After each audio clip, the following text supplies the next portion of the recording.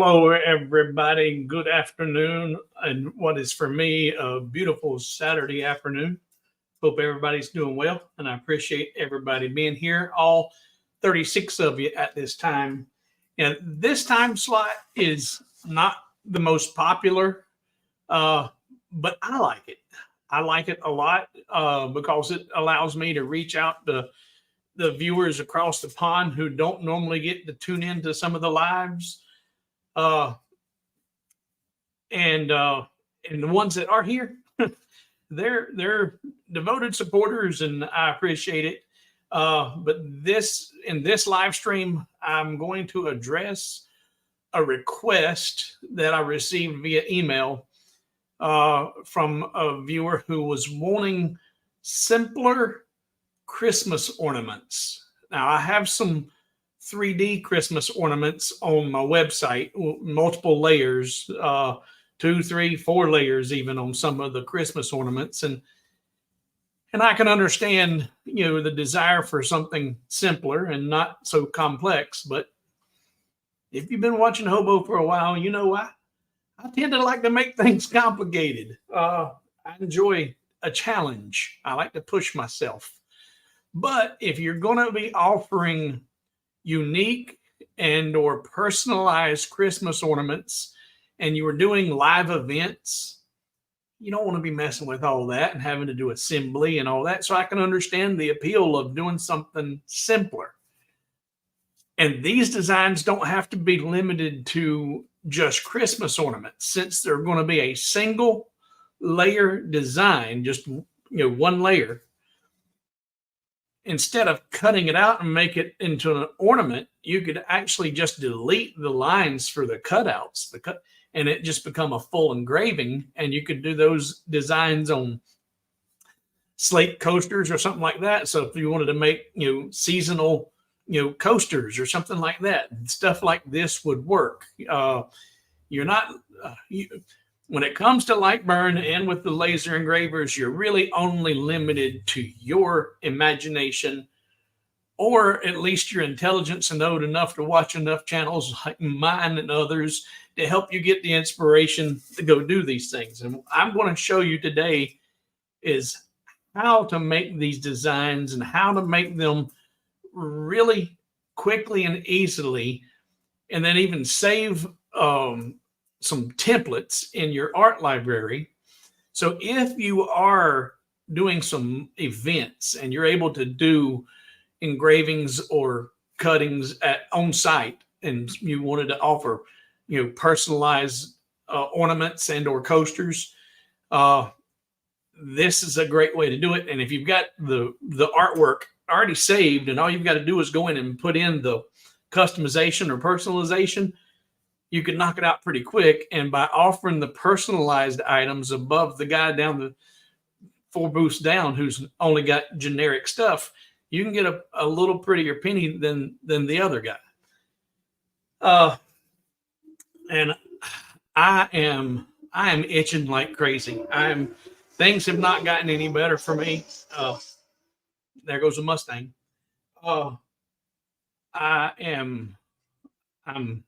I'm scratching like crazy, and I'm hoping I get distracted in here and be able to ignore this. But let's see here. We got 60 of you here now, and I appreciate everybody being here. Appreciate everybody showing up. Of course, we got all of our regulars. We got, and if I went through this whole list, we'd be here. And I know that some people do that. They'll call out and go through a roll call, and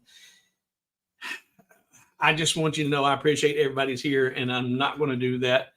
I'm going to, for anybody who doesn't know, if you happen to be a first-time viewer, if you have questions about anything going on in the live stream, put your question in the comments, but put 3 question marks at least before your question. Question mark, and then put your question in. That brings my eye to it in the list of comments, and I will try to address all of those. If it's just a simple comment that you wanted me to make sure that I see, you might use 3 exclamation points, and that would make that jump out at me. And I want to take a minute and say thank you for everyone who has jumped on board already and become a member. Is that what they call it on YouTube? Yeah, memberships. I turned on memberships last week because YouTube has got a promotion going on. I don't really understand their motivation or the incentive for doing it because I haven't done complete math on it yet. But they sent me an email, said, hey, if you will turn on memberships in YouTube, we will give you $1,000 and we'll give you a second $1,000 or up to another $1,000, $10 for every 100 people sign up, we'll give you another $10. So potentially $2,000 they're going to give me for simply turning on memberships. So I turned on the memberships. I've already had a third of that 100 sign up. And that's, I think I did, I can't remember. I think I did, I don't remember. We'll look at it. But yeah, I think it's did $10 a month or $9.99 a month. And what I said I would do is for everybody who signs up and you stay signed up for 3 months, because that was the requirement for YouTube to give me that money, is they need 3 months commitment from me. So if I get 3 months commitment from you, 3 months memberships, I'm going to send you one of the new Hobo Nation t-shirts. And I've got a few of you already have these. Check out my wood, Hobo with wood. But I'm going to redesign it so it doesn't say Hobo with wood. It'll be the Hobo Nation. And I may change the verbiage. I'm probably going to put 1 or 2 designs up in the next couple of weeks and have you guys vote on which design you like best. And then for the first 100 people who sign up on the memberships and you spend the $9.99 a month or $10 a month, I'm going to send you a free t-shirt with the new design for the Hobo Nation. It's free, but technically you're paying for it with your 3 months membership. But that money that you send me will be used to offset the cost of the shirts and the mailing and all that. Everything's going to be covered. Won't cost you a penny. And somebody commented or sent me an email. Said, man, if YouTube doesn't come through and they don't send you that $2,000, you're going to lose money. And I said, no, I won't lose money because your monthly support for 3 months will offset that cost. So I may just break even. But hey, I'm willing to roll the dice and take that gamble. So if you haven't seen, it should be right there somewhere, a $sign or something for memberships. If you'd like to have, and I use really top quality t-shirts. If you already have some, you may just reaffirm what I'm saying. These are next level t-shirts. They're not Fruit of the Loom or Hanes or anything like that. They're next level and they are soft as butter. They're not cheap. And they're really comfortable. So consider going over, signing up for the membership. 3 months. I'll send you a t-shirt and you can help me earn that money from YouTube. After the 3 months and this incentive thing's off, I may even just turn off the memberships. I don't know. I haven't thought that far down the road yet. So what we're going to do is we're going to look at designing. I did one. Here it is. I didn't put a string on it yet, but this is just a simple, this is out of about 1/4 inch maple, and it's got Hobo 2024 in there. My camera doesn't focus that great. And the font that I use for the 2024, it's not that great. Part of the 0 is almost cut away because of the font style. And those are things I'm going to point out to you in this design process about the obstacles and the hurdles to look for. But these are something that, real simple.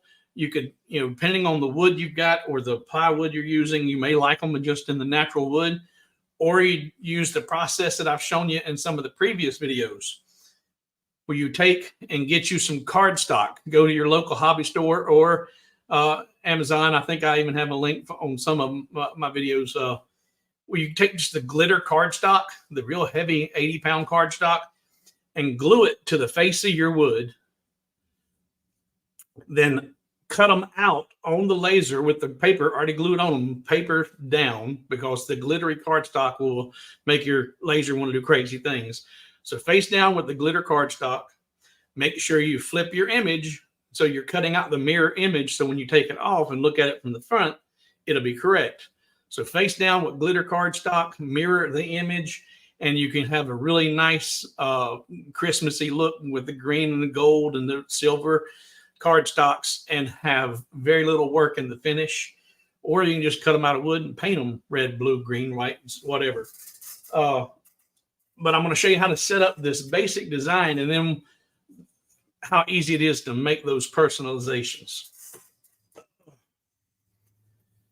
So let's see if we can stop scratching long enough and see what, and I'm going to do this as simply as I possibly can for those who you have no creative bone in your body. If you don't have 1 ounce of the ability to sit down and create artistically that snowflake, or you don't have the patience to draw out and use the circular array and all that and create all the different crystals of the snowflake, there are sites that you can grab clip art off of, and that's what we're going to do. So you can minimize your design, as much as possible. Make this as easy and as simple as possible. Before we jump in, though, I'm just going to look down through here and make sure that I don't see any question marks or exclamation points before we jump in. And I do want to say a special thank you to Chicago Bob and to Craig and to I'm drawing a blank, and this one goes back to way back, long time supporter, and the brain just went. I'm looking. There we go. Come on. Thank you, Chuck Wheeler. Thank you to each of you guys. Thank you very much. I greatly appreciate your support. Now let's see here. I'm scrolling through the comments. I just seen Chicago Bob's 2-minute warning to all you guys. So I'm scrolling down, looking to see before I jump into starting designing. If anybody's got any, there's some exclamation points. Your timing is perfect. I'm trying to get ready for a show in November, and I'm hoping to be able to customize items with an iCube. All right. I'm not familiar with the iCube, but I just accepted my first invitation to review a small portable laser. That's not going to be, I'm not expecting it until probably September, but it's going to be a diode, and I think a diode / infrared. And to me, it is completely and totally useless unless I was doing shows and events. And if I was doing shows and events or craft fairs, then I would probably prefer one of these little small lasers and knocking out little small trinkets that are fast and easy to do.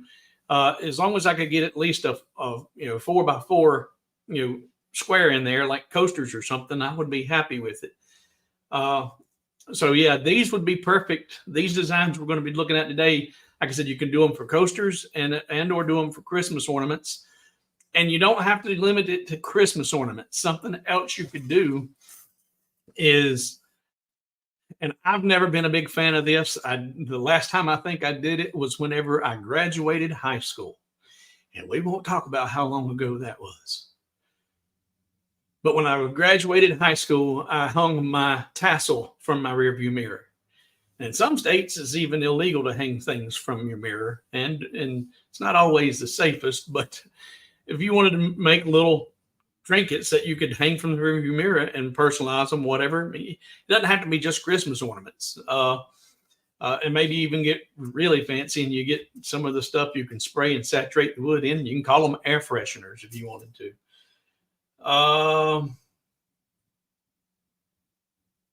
Let's see here. Mike says he doesn't see the membership link. It should be down there because I've got, in fact, just for grins and giggles. Let's see if anybody signed up since we went live here. No, not since going live. There's 34 members right now. I think they said it was a $sign. You guys put in the comments there because I haven't even seen it myself. I haven't looked for it. Yeah, Chris, there's got to be something in it for them. If they're giving me 1,000, they're making 5,000 for doing it. I don't know. Like I said, I haven't done the complete math on it. And I think they're also counting on, once you turn them on, you ain't never turning them off. But I'm not committing to you guys that I will leave these on. This may be a limited time only, an opportunity for you to show me support and me send you a free t-shirt and me try and play their game and get their money, and then encourage you to jump over to Patreon and support me through Patreon. And so I don't have so many balls in the air that I got to keep up with. I'm trying to make sure everybody's getting their benefits. Are you as happy with Rolly XL compared to your old standard size Lasermatic? Eric, the only reason that I went to the XW is because I like working with larger materials, and I've shown some of the hardwoods I like working with. I like the 16 by 24 because I've got some really choice curly hardwood maple that I'm going to be gluing up and bookmarking them. I've already processed the material. It's just now a matter of gluing them up and getting them onto the laser. But I haven't found the design that I want to, because this is really pretty wood. And I don't want to take away from the wood with a whole bunch of engraving. I want the beauty of the wood to show through because it is so gorgeous. So I haven't found the right project yet for this, but by having the ability, 16 to 24 or 18 to 24, 16 to 24. And also, if you go to the way I think Leo explained he went with this size was that because he was playing with, I think, 3 different possible in large sizes. And he went with this size because you could break down a 4x8 sheet of material into equal pieces, 16 by 24, without any waste. I'm pretty sure that's what he said. That if you want to do larger pieces and something bigger than the regular standard MK2, then I would say, yeah, absolutely. But if you're not doing bigger stuff and you're only working with 12 by 12 material or smaller, or like what we're talking about today, the XW is overkill to make unless you're doing batches. And that's another reason to do it. If you're doing, if you were doing production work, if you were getting prepared to go to a craft show and you either got the jig table that they offer with it, or you've made your own jigs, you can put in more material and engrave a whole lot more stuff per job. So you have less setup time for production use. So there's another reason to go with the larger work area. Now, I don't do a lot of shows because I don't have time and I don't have the patience. I would rather try and find time to be live with you guys and share what I've learned and done versus, because when you do shows, and those who do craft shows, that's a lot of work. You're spending weeks preparing for a 1 or 2 day event with hopes that it's all going to pay off. And unless you're doing circuits, it can be a money loss if you're doing set up to try to do one show. It's hard to break even on one show. You've got to do 3 or 4 shows where you really start showing some revenue, unless you have the ability to take one of those small lasers with you and you're doing customized work right there on the spot. And you can charge a premium for that too. So, and you can do that with the regular Rolly. You could even do it with the smaller or the XW Rolly, but that's a lot of space. And I don't know that I'd try to take this one to a show. The other one I would. So let's see here. Moving on. Well, thank you anyway, Bob. Thank you. And Greg, appreciate you. Question mark. Hi, Steve. I don't have the membership icon as well. I don't know. You know, now y'all making me question things. I'm going to try something I ain't never, and I'm been advised not to do. I'm going to open up this stream on YouTube on the other screen and see what you see. Let's see here. Hobo with wood. Ding dong, ding dong, ding dong, ding. Hey, there I am. Okay, Hobo with wood. All right, go live. All right, mute that so I don't have the feedback. All right, it is it join? Let's see, dismiss, join. Okay. Yep, that's what it is. All right, so let me switch over so you guys see this. Because like I said, I haven't looked at it and I haven't.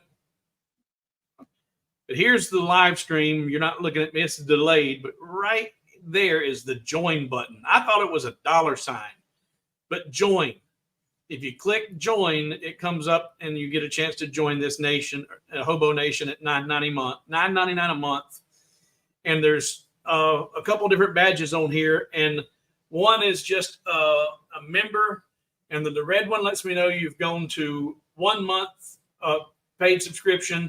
It turns yellow when you've got 2 months paid subscription, and then it says Hobo Nation when you had do your 3rd month of paid subscription, and that's when I know, hey, I need to be reaching out to you to send you your free T-shirt.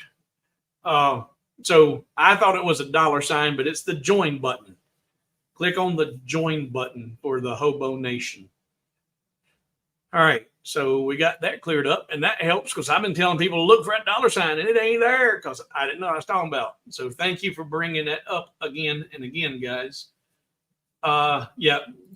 Dale says, hey, mine says join. Yeah. Okay, so like I said, I didn't know what I'm talking about.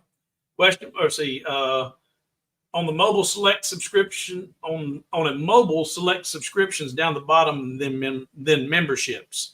So Chris is saying, yeah, if you're on a mobile instead of a PC, look in the select subscriptions down the bottom, then memberships. Question mark, how do you check to see if you're a member or not already? Well, I'm sure if you are a member, it you'd have that badge. One of those badges I just showed you, you should have that badge. If you're completely, but you would have to have clicked on join and signed up on via YouTube because you can have a subscription but not be a member, or have a membership. That's why I said I'm not so sure I'm going to keep this. But I want to get through these questions and then jump over to the design stuff. But I want to get to everybody's questions and/or comments here. Carl got a question mark. I think it's on the left of the subscribe button. I joined and I see it says see perks there. Okay. Go. Yep. And Henry says the button is labeled join, as we just pointed out. Questions. Once you have joined, it says see perks. And there V just signed up. Thank you, V. Appreciate it.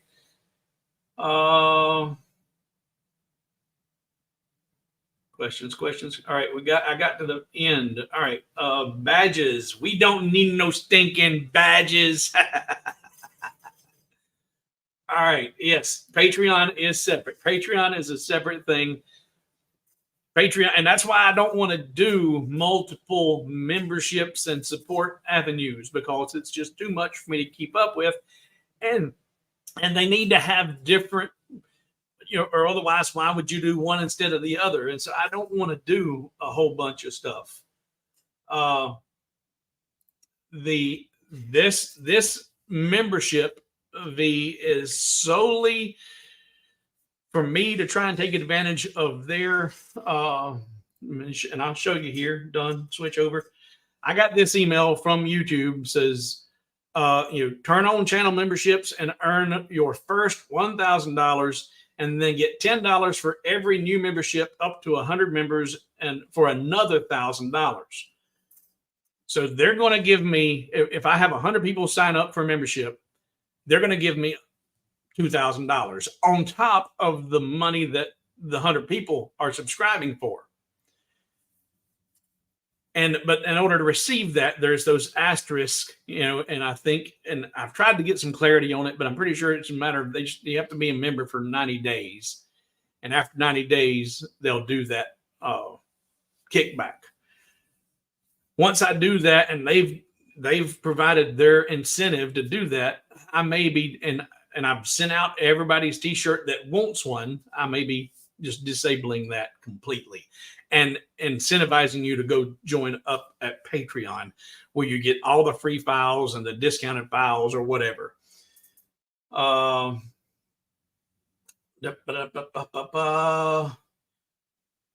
have not planned on a 5XL. I was going to do a 2XL, but Soak and Raise, I promise you that if you sign up as a member and a 5XL is what you need, I'll do it. I will do it. You make sure you send me the email saying, hey, I need it in this size, and I'll be sure to include that whenever I do my order for all of my screening. I do all of that locally. I don't do it via the web. I try to support as many local vendors as I can. And that, like I said, there's two different, they're two different animals. The only reason I'm doing this is to try and get that extra money from them. The best deal, hands down, in my opinion, and many others that are already subscribed, is the gold membership on Patreon, because you get all access to all of my digital files. Everything that's on hobowithwood.com, you can download it for free. That gold membership is $20 a month, and I ask folks that are signed up on Patreon as a gold, I ask them not to sign up and go download $600 worth of material at one time, because I've had folks do that. John signed up, committed to gold Patreon, downloaded every stinking file I had, and then canceled his membership.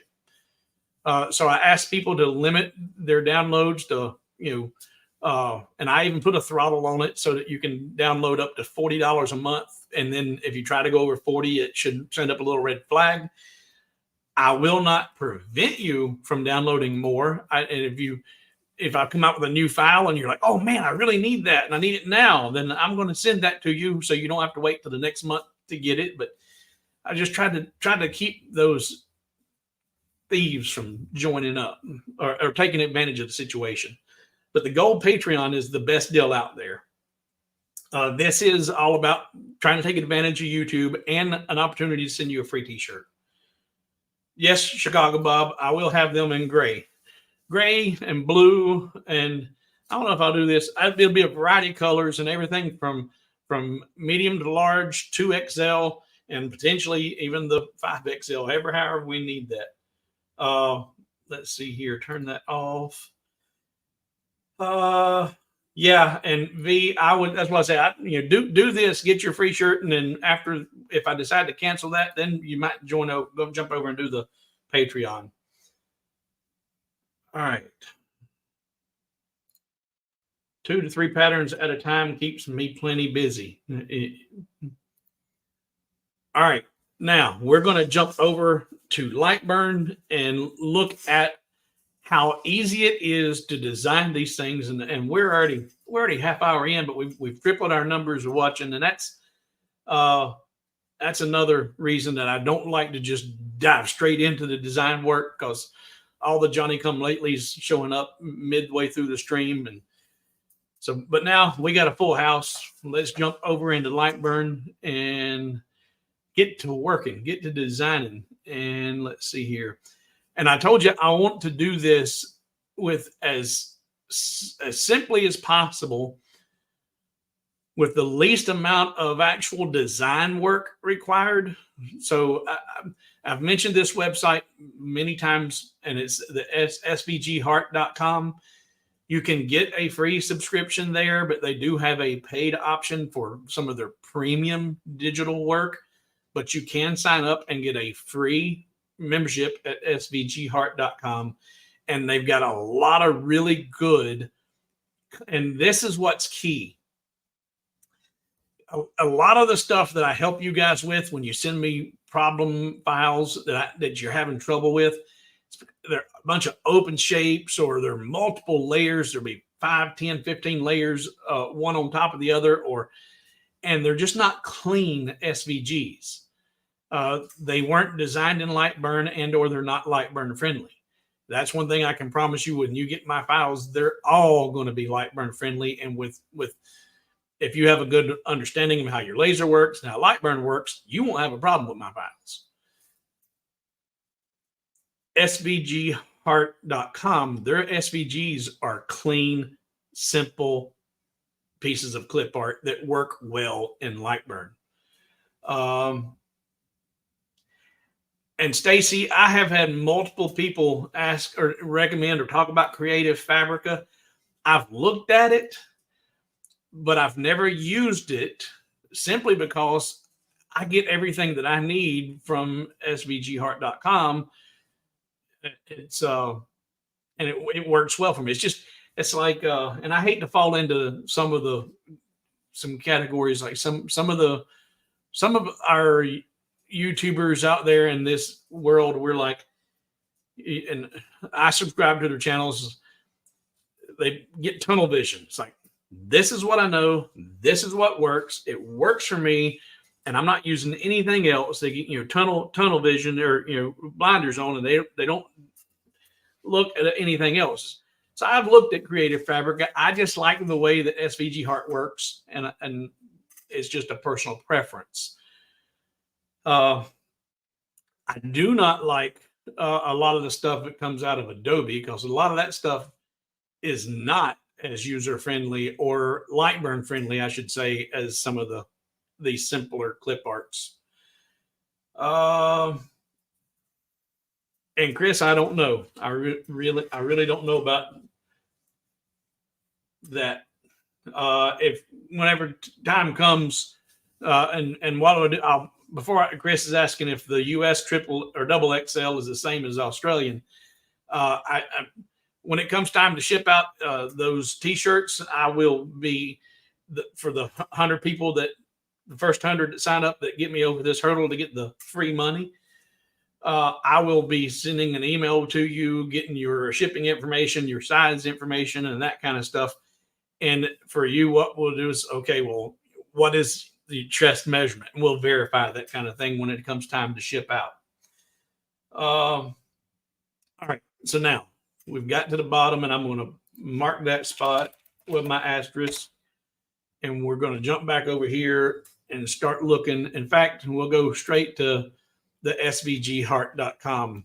Now, I've logged in to svgheart.com, and I've logged into my account, and I did a simple search for winter. I did not search for Christmas. I searched winter, and I get all of these possibilities, and you get a lot of winter themes and a lot of Christmas themes, a lot of snowflakes, snowmen, the scarves, all this stuff. And you see right here, this one and this one and this one. These are already set up for monograms. The artwork's already there, and it's already set up with that center section ready to receive a monogram or a name or a year. So, artwork like this can make your life so much simpler. But I'm going to show you how you can take, if you say, well, I like that snowflake a whole lot better. The problem with this snowflake right here, get my cursor out of the way so you can see it. That snowflake is this snowflake with the monogram in the middle. See, that doesn't look as good because you've cut out all the detail out of the middle of that snowflake. But if I scroll down so you can see them side by side or next to each other in the same view, those are the same ones. That's just got the circle cut out of the middle, which loses all the inner star of the snowflake. And these other three look better than that does. And so that's the kind of things that I'm going to try and show you here is, watch out for, what to look for, and how to do these. And here's the other option. Here you've got the circular monogram, but here it's got the horizontal bar cut out of the middle. And that's just another way of doing the same thing. If you want to put someone's name in there and weld those two pieces together. But stuff like this is simple to do if you're using a website that's already provided a lot of it for you. But I'm not going to limit this design to just monograms with initials or names or years. In fact, let me show you what I'm going to share with you guys who hang around and watch this this demonstration. Let me go over here and show you the LightBurn. What I have is I have created 12 different images. These are all single layer designs, and they're all set at about 4 inches, give or take. Some of them are just cutouts, different size veins on the materials, and I'll talk about that in a second. Different styles, and then some of them are cutouts with engravings, where you can do, you can actually customize this font, these letters down here to say whatever you want. So it's a snow globe, and this little snowman right here. If we go back to here, he's in here somewhere. It's one of the snowman clip art from in here. I don't think it's that one, but I've taken one piece of clip art, plus this is one of the snowflakes from inside there. And if you look close enough, you can see they're oriented in different positions. And I use the random array tool in LightBurn to twist and turn those and position them in different positions so they don't look exactly the same.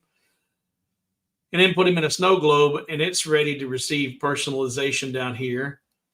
And then this one is welcome to our winter wonderland. And then this is customizable, where I've got the clauses. You can change it to whatever you want it to be.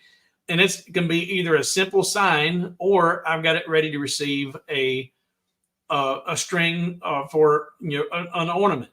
But as I said, your possibilities are limited to your imagination, because here that's at that size, it's kind of a cute little fun Christmas ornament that you can personalize and put the family name on it.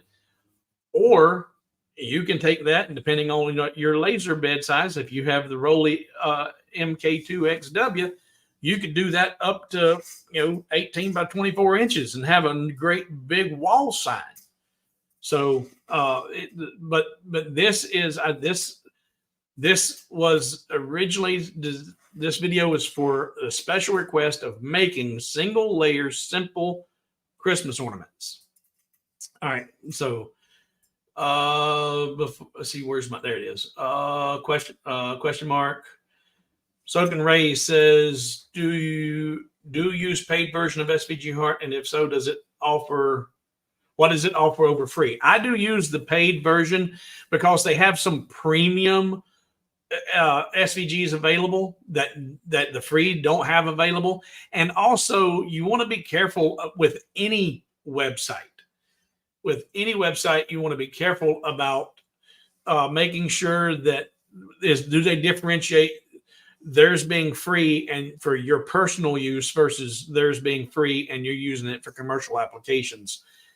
So you might want to be, if you have a huge online store and you're selling thousands of dollars of stuff each month, then you use somebody else's artwork without commercial permission, then they might have recourse to come back after you. If you're a mom and pop and you sell $40 worth of stuff, I don't think you're going to be in your local what do they call it, the farmer's market, and you're not going to be on anybody's radar. Big deal. When you buy my files, any of my designs, I do not put any commercial licensing on mine. I don't require any licensing. I encourage you to make as many of my projects as you can. Get fat, stinking rich off of it. Just take bath and money like Scrooge McDuck or whatever his name, Uncle Scrooge. I think it was Scrooge McDuck. But and then if you feel generous, send me a little something. All right, let's see here. No, Halloween has not come and gone. But for folks who are, Greg, when folks are in this and they're doing this for craft shows and craft fairs, right now is when you're tooling up and getting ready for the Christmas stuff, because those Christmas events, they start right after Halloween and they're not even waiting for Thanksgiving anymore.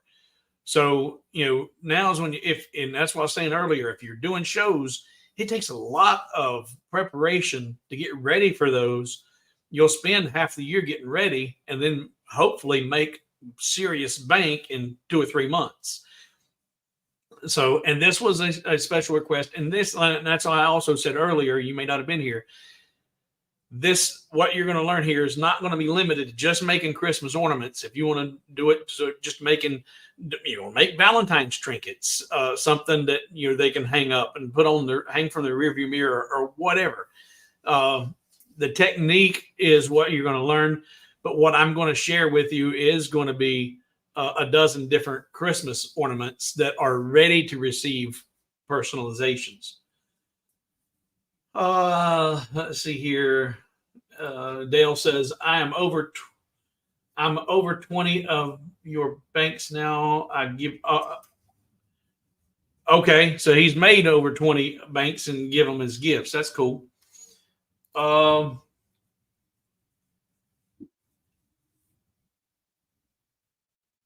right. So let's jump in here and start talking about designs. All right, mark my spot and go back over here. But for those who are here, I'm going to put these all, and this one's not a personalized or personalizable one because this one's made with the dashing through the snow on the snowflake, but it's an ornament. And this one, I don't know if you guys are aware of it, but there is the Jeep people, they're almost cult-like. So I made one that's, and they're also as crazy about their dogs as they are their Jeeps. So this one is a Jeep dog print with snowflakes, and this one's just a dog snowflake, and you can personalize it with whatever you want. But all 12 of these I'm going to have available for you guys to download at the end of this. But in the meantime, let's grab one and design it. So if I go back over here, let's see here. And the other thing you got to think about whenever you're doing, if you're going to do this as an actual ornament or anything to hang, you need to look at the symmetry of the piece. You want it to be as symmetrical as possible. And then also when it comes to hanging, where is its center line, as far as how it's going to work. And an example of that is this piece right here. With the way it's oriented right now, that's not at top dead center.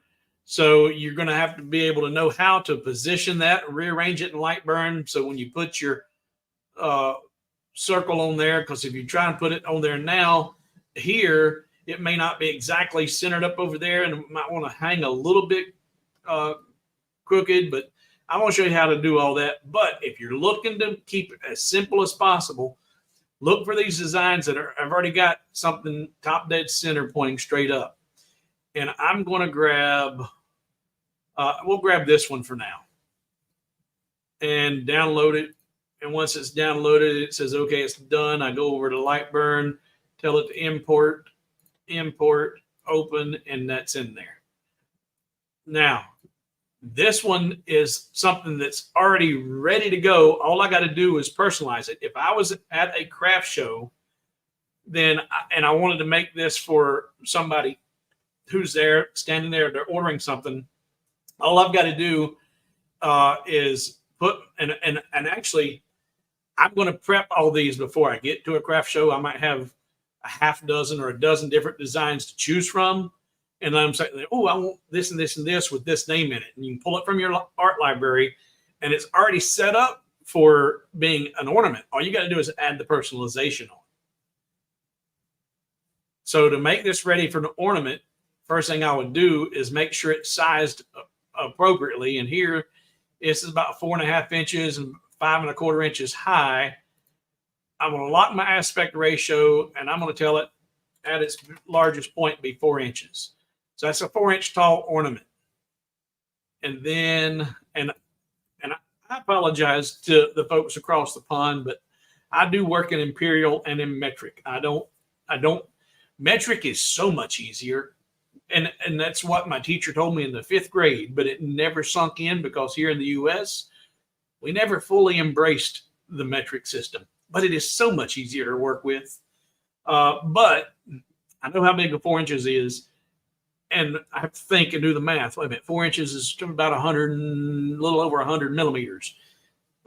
And everybody likes, well, most people like working with smaller numbers. So 4 inches versus 100 millimeters or 10 centimeters. But here in LightBurn, we work in inches or millimeters, and I flip back and forth. Squirrel. So here I'm going to switch over to millimeters, and I'm going to draw me out a circle. 10 millimeters is what I'm going to go for. And when I don't get it right, I can just come up here and click to there and say 10 millimeters with the aspect ratio locked, and put that on the same layer, which is layer 19, and hold my shift button, select that snowflake and tell it to align to the center. Now, once it's aligned to the center, I'll select just that circle and use my control arrow to get it moved down to where it's about like so, anywhere, as long as you're fully overlapping. I don't like to have it like that to where you've got, a transition of a curve and then back out to a curve. So I'll move it down until it's at least a straight line and then curve out. And to me, that just looks better. But before I weld that up, I'm going to come over here to my offset tool, and I'm going to come in. I'm going to come inward 3 millimeters. I do not want to delete my original and say okay. And that gives me that hole, the hole that the string would go through. But I'm going to select my large circle, hold my shift button, select the snowflake, and weld. And that's welded up. And now I've got me an eyelet to put my string in that's ready to go. This circle right here is where you're going to add your personalization. And this is where a lot of people get confused, is about how to add that to the original design. And when it's ungrouped like this, when you select that and all you're selecting is just that outer circle or that inner circle right there. And right now I've got cut selected shapes turned on, and that's what I have selected. If I look at my preview, you can see it. All it's seeing right now is that one solid circle. And that's how LightBurn perceives that. That's one solid disc. So if that's a solid round disc and you want to put a name in there, when you type out your name and or the year, and that's something, do you want to make ornaments and that's what a lot of vendors will do. It's like, okay, we'll have annual ornaments. This is our 2024 decorate, or just 24 decoration, whatever. So you might just put the year in there versus a name or whatever. It's, again, whatever the customer wants. But whenever you're doing a font that you're going to add in here, there are a couple of stumbling blocks to look for. And let's just we'll put in the year 2024. And we can see right there, it's way big, and we're going to hold my control button and shrink it down. And then I'm going to hold my shift, select that circle, and bullseye it. So now we got a little overlap on the 2 and an overlap on the 4, but these are not touching anything anywhere. Those would just be cut out and fall away. And you got to make those overlap, and you can do that with your font tools by using the welded option up here. If you select this, and I've got welded turned on, but they're not close enough to each other to weld into each other. So to make those welded, you change your horizontal space up here. The H space is the horizontal space in between the letters. Right now it's at 0. So if I start decreasing that, you see the letters start moving in together. And once they actually start touching one another, because welded is turned on, they will weld themselves automatically to each other. Now, I'm not crazy about that look of that particular font once you get them close enough to weld everything together. So that brush script might not be what I want. And you can actually see that as what your outcome would be by scrolling through.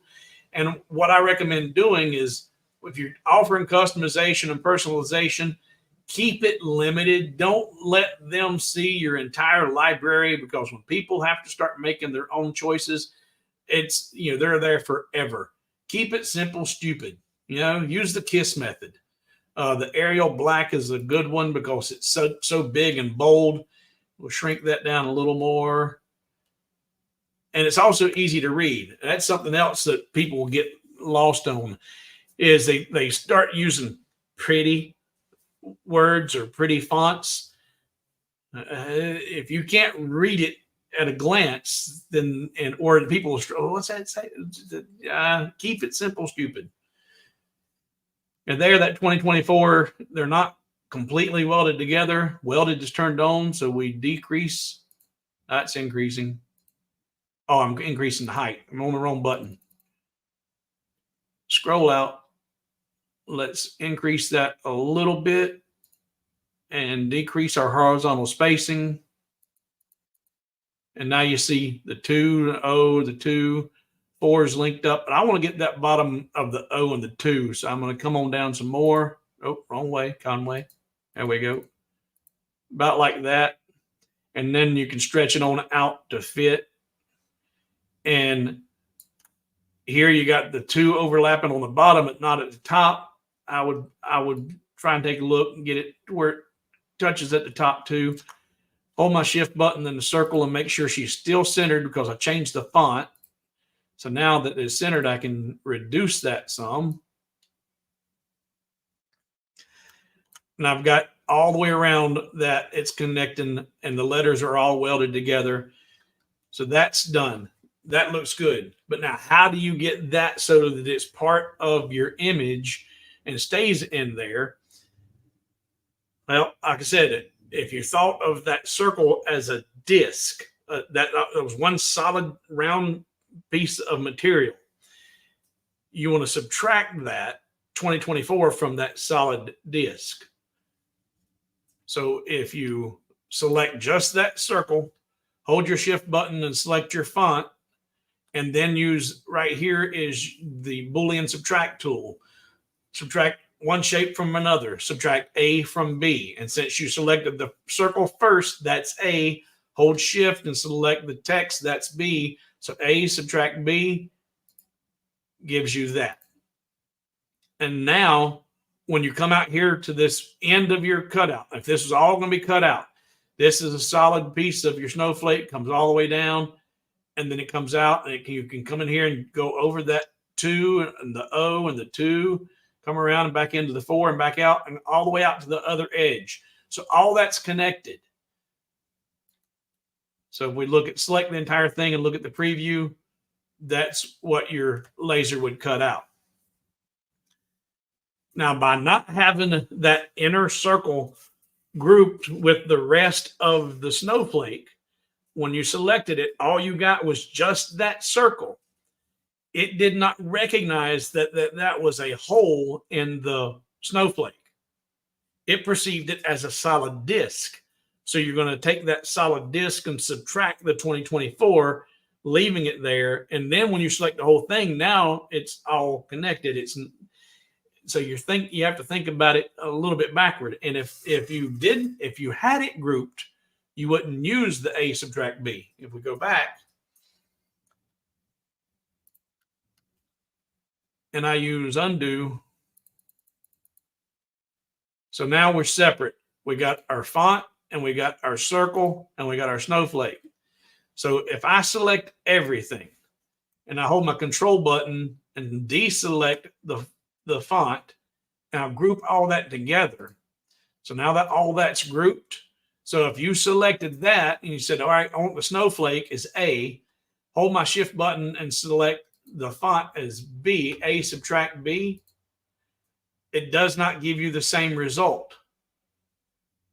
So when you're using the A subtract B, you have to be thinking, what all am I selecting? And if you and not everybody grabs this as easily as some, and that's what the Boolean assistant is so great for. If I go back to where now nothing's selected and this is standalone, but that is all grouped together. If you are not comfortable to know, okay, well, I only want A subtract B and that's what I want. If you're still learning those Boolean tools, so select one, select the other one, holding the shift button and hit Control B, and that'll bring up your Boolean assistant. Now, Control B is just the keyboard shortcut. If you don't like keyboard shortcuts, tools, under tools is the Boolean assistant. And there's your keyboard shortcut as a reminder, Control B. So Boolean assistant.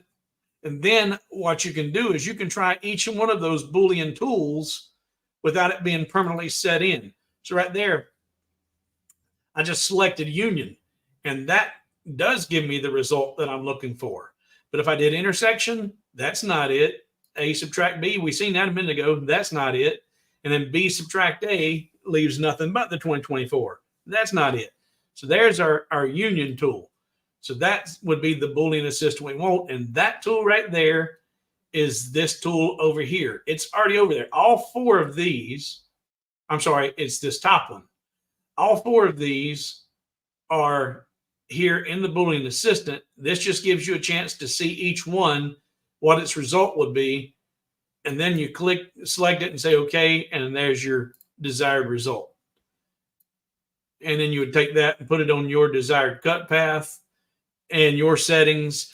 And on this particular piece, if we look at its dimensions, once I added that circle on there, it's just over 4 1/4 inches tall and about 3 1/2 wide.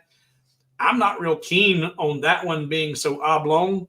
I don't mind the 4:3. So, but if I unlock my aspect ratio and come back up here and say 4.3 and 4.3, and there's that looks a little bit better on the snowflake, but that screwed up that inner piece. So if you're wanting to change your dimensions, you would do that before you did all of your welding stuff together. So you have to think about, all right, if you're going to change those, do it before you do you're adding your letters in, because if you start changing and stretching things after you've put your verbiage in there, your fonts, you're going to stretch all out of whack. So let me go back up here to my previously marked spot and see what I've missed. Okay. All right. Amber says the Jeep did very well for me. Yeah, man, you go to a craft show and you got, in fact, I've even done 1 or 2 Jeep events. And Jeep people, if you've got something that's custom that says Jeep that they can't get anywhere else, they'll buy it. They'll buy it.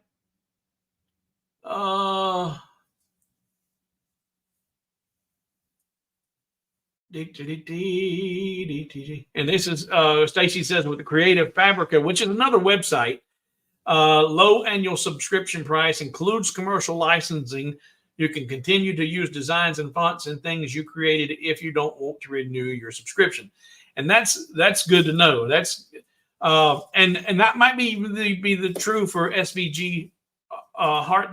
I don't know. I was just telling people, hey, make sure, especially if you advertise on the internet and put your stuff out there for sale. If you're doing small local mom and pop stuff, ain't nobody gonna know. Chris's suggestion with your files, put the sections set up for customization on a different color layer so it stands out at a glance. Yeah, that would be good for video purposes. But I tell you what, Chris, and I appreciate every single person who supports me by buying my files.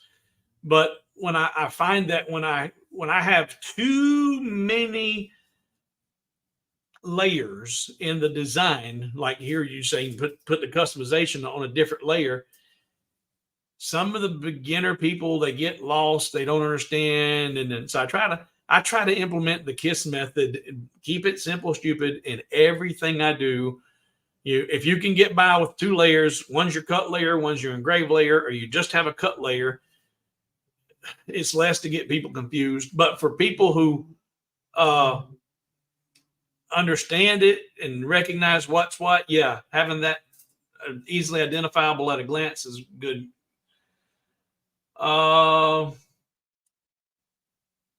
And now y'all talking about the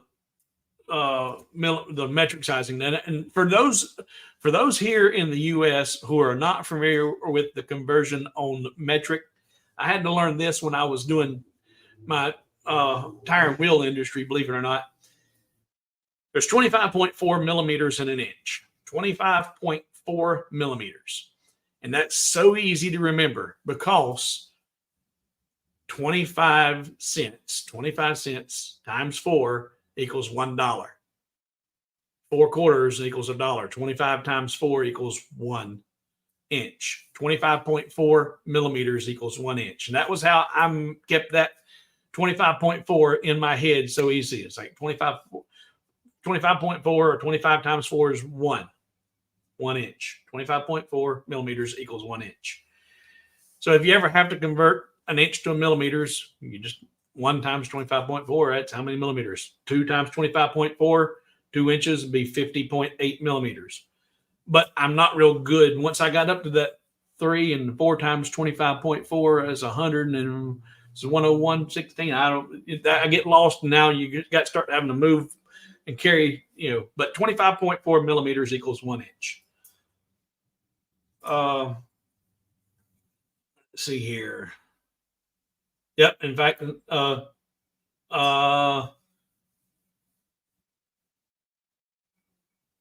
25 point. Got that backwards, Stacy.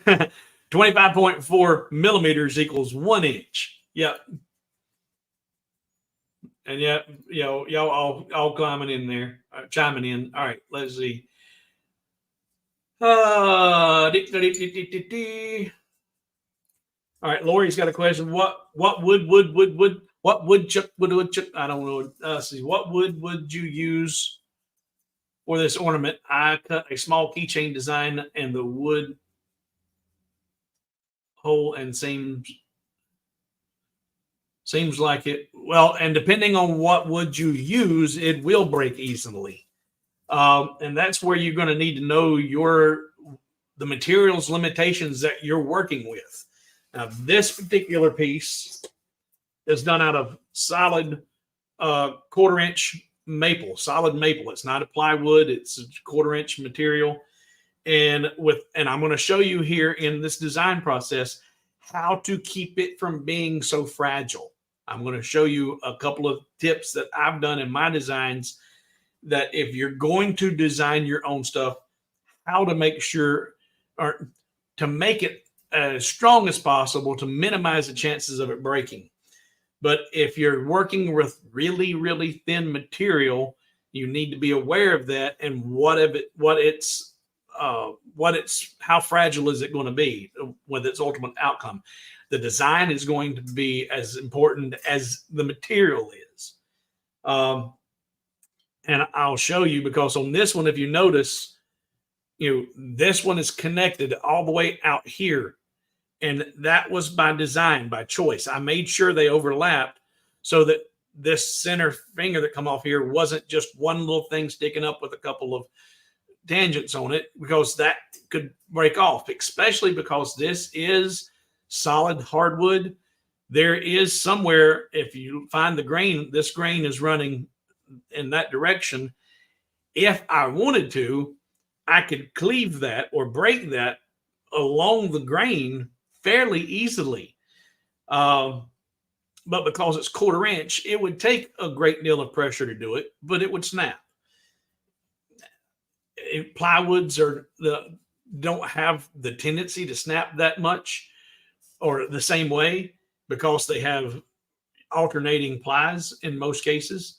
So knowing your material and what your design weaknesses are, that's part of this whole thing. And some of that stuff is unfortunately things you learn the hard way by trial and error. And that's another reason that I tell you, you want to design your product as small as possible when you're designing it. When you're, like when I set this up a minute ago on, and LightBurn, I said, all right, let's make this 4 inches, because that was going to be about as small, and that's about what this one is. And, you know, 4 inch at its largest point is not that big for a Christmas ornament.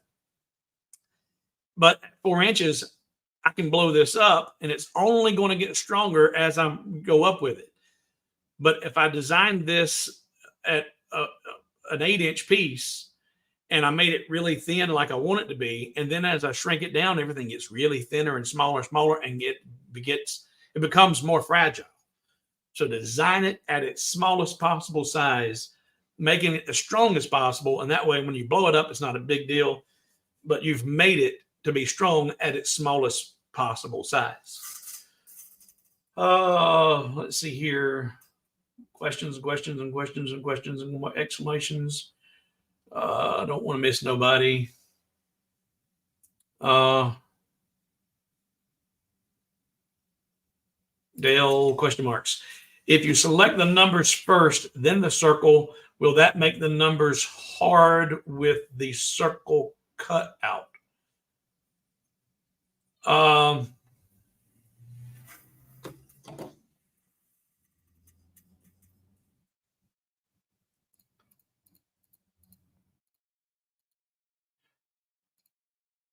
All right. So there, everything's grouped. That circle's grouped with the rest of the snowflake.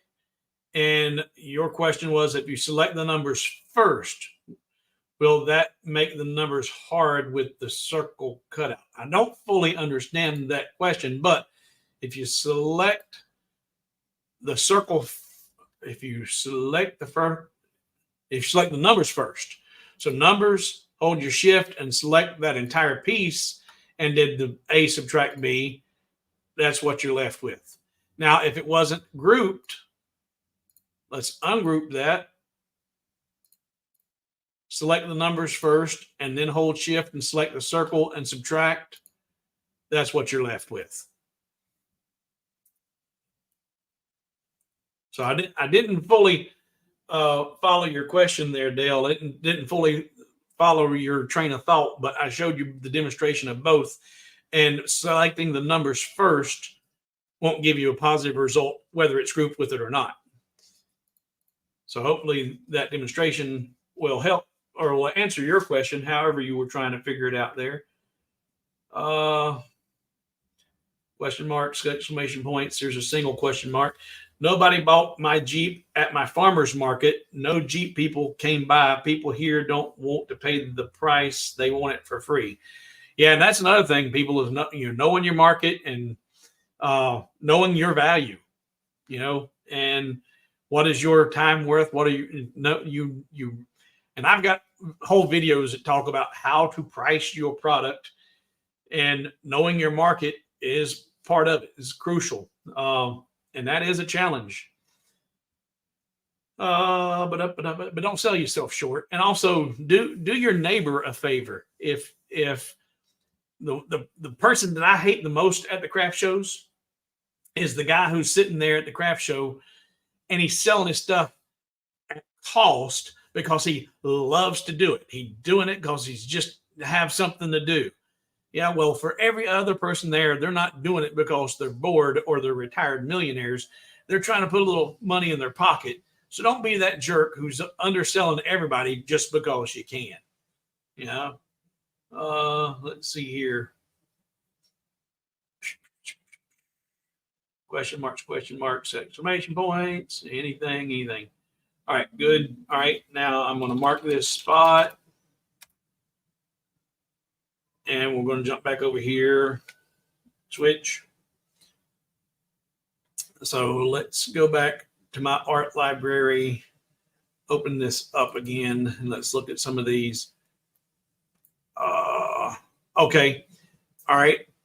Another. Now this one was already right. This one was straight out of the svgheart.com. And all I had to do is subtract the numbers from that inner circle, add this piece up there. And that one was a good ready to use piece. Delete that. And we jump back over to here. Let's close this one. And let's go in here and find another one. Well, we'll do one of these. And I like this one. And this one actually will give me a chance to demonstrate a couple of things. We're going to download. Oh, I didn't mean to click it. I meant to download it. Go back.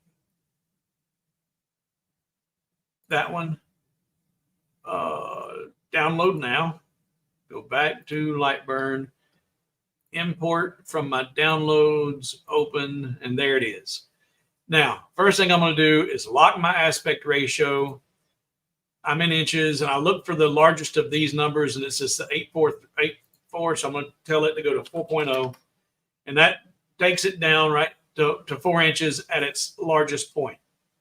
Now, I'm still going to add my circle up here to hang it with, so it's going to be a little over 4 inches.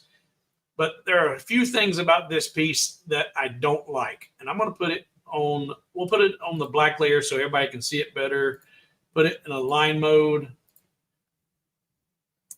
I don't like that tapered point that comes down there where it comes out to a point. And there's also, see these little bitty guys in here? Now at 4 inches, let's see how big that is. I got to ungroup it all.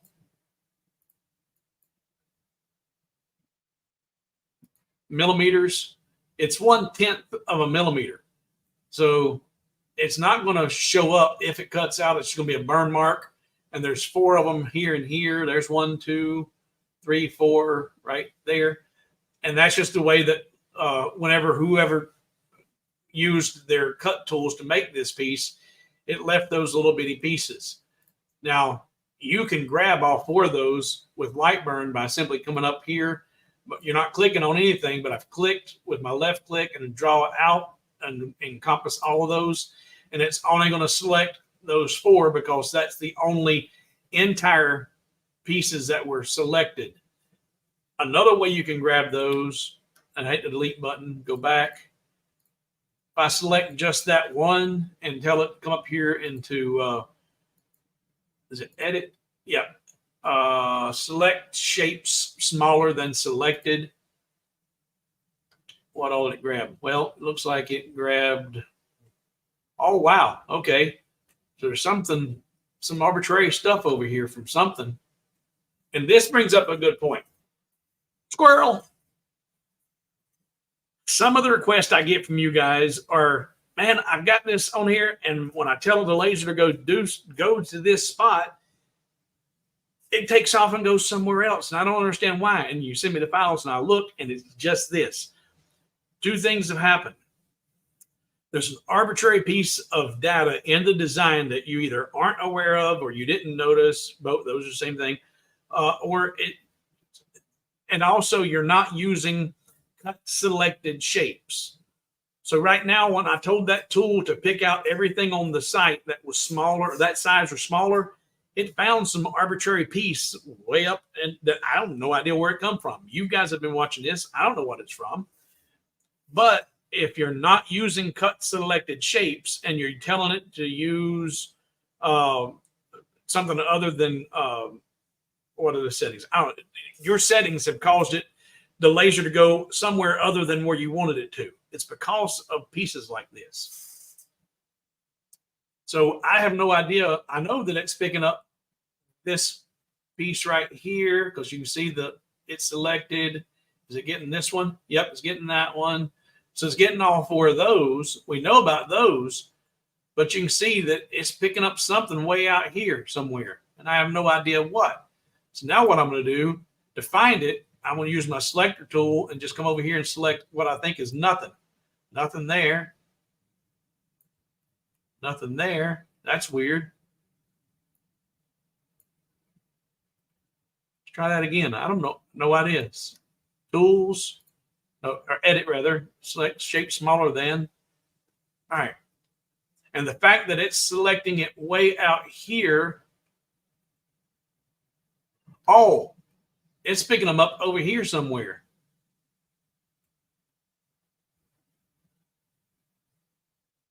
I have no idea what that's picking up. But I can do this. Now that I've got it all selected, I just take this, move it up here. Okay, and there they are. Undo that move. So it's moving something out of these guys. All right. Delete. Done. But those mysterious pieces, I found that for whatever reason, and I don't know if you guys have ever seen this, but I'll be working and somehow some arbitrary piece will get generated, and almost always it'll be down at the home position at 0, 0. It'll be just a little bitty dot that came from somewhere, no idea where it came from, but it'll almost always be at home, and I can go down there and select home and delete it. But anyway, squirrel.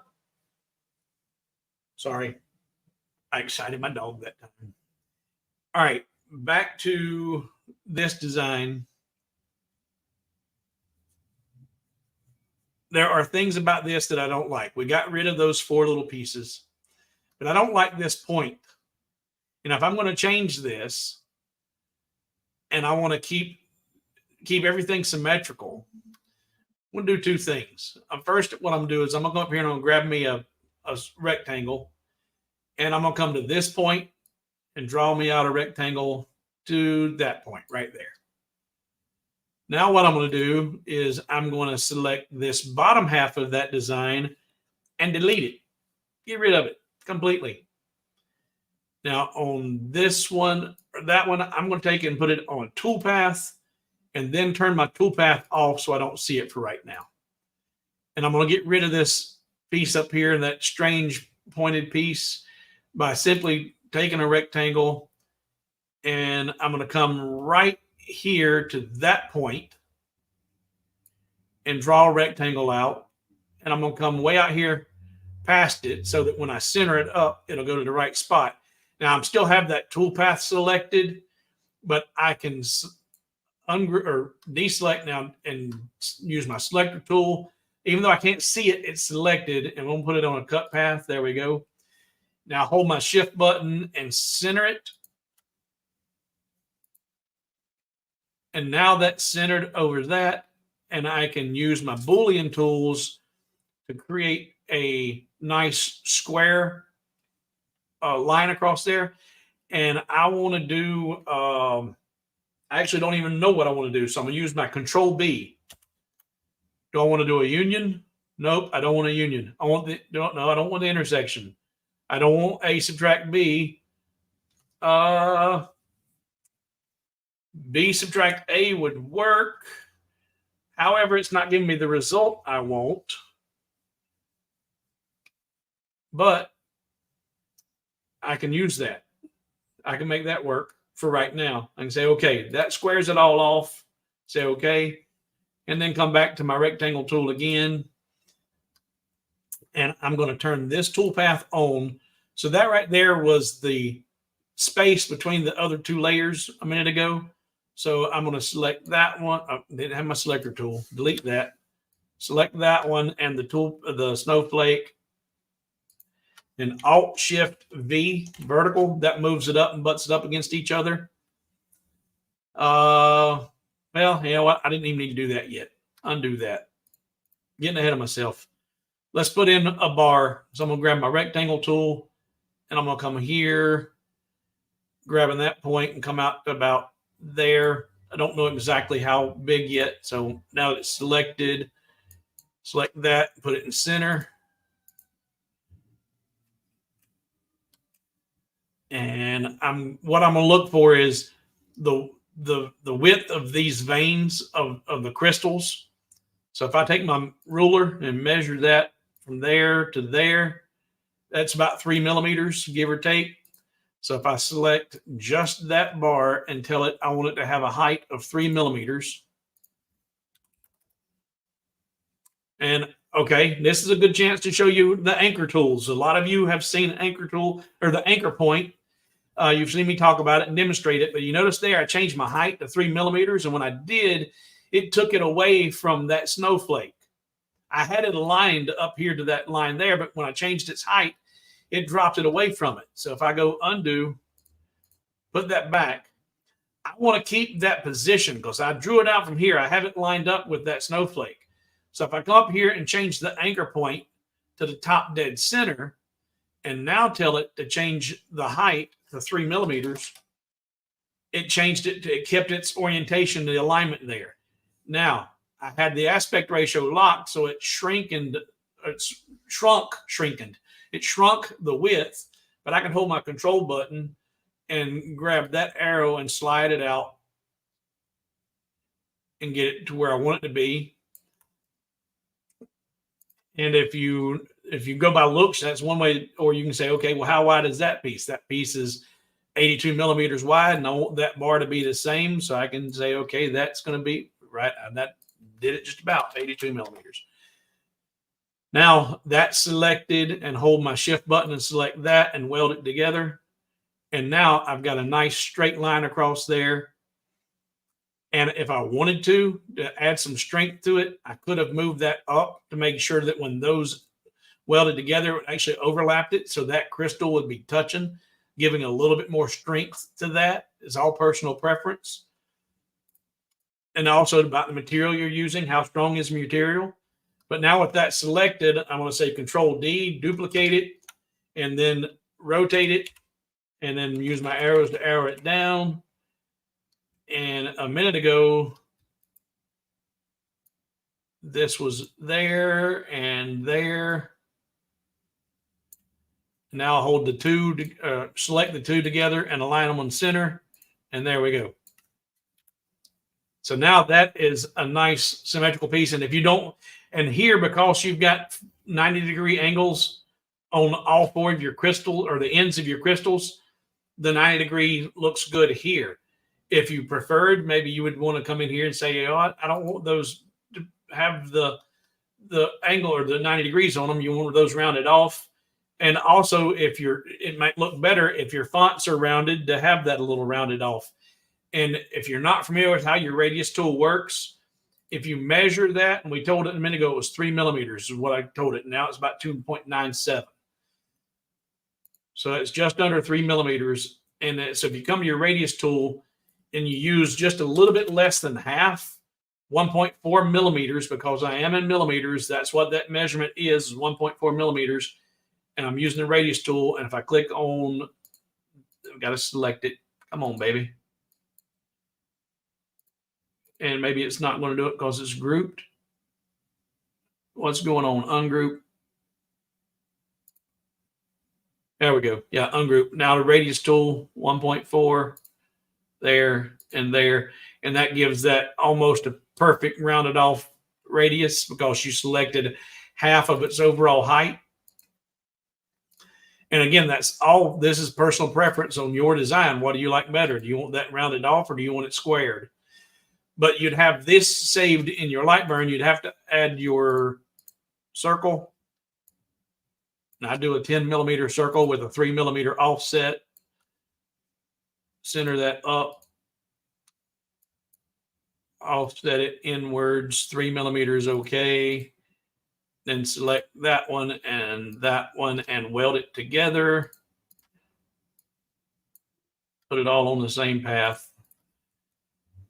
I would save that just like that in my LightBurn art library, and it's ready to be added and personalized. Now, you would do the same if you want the round or the square, do each of them. And I'll make this one uniform instead of undoing. Got to ungroup everything, and then radius tool. There we go.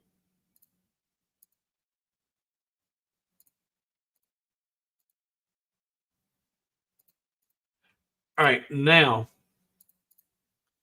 make sure all that's still centered because I think I've seen something jump. There we go. Oh, I didn't have that. Undo. Let's group that back.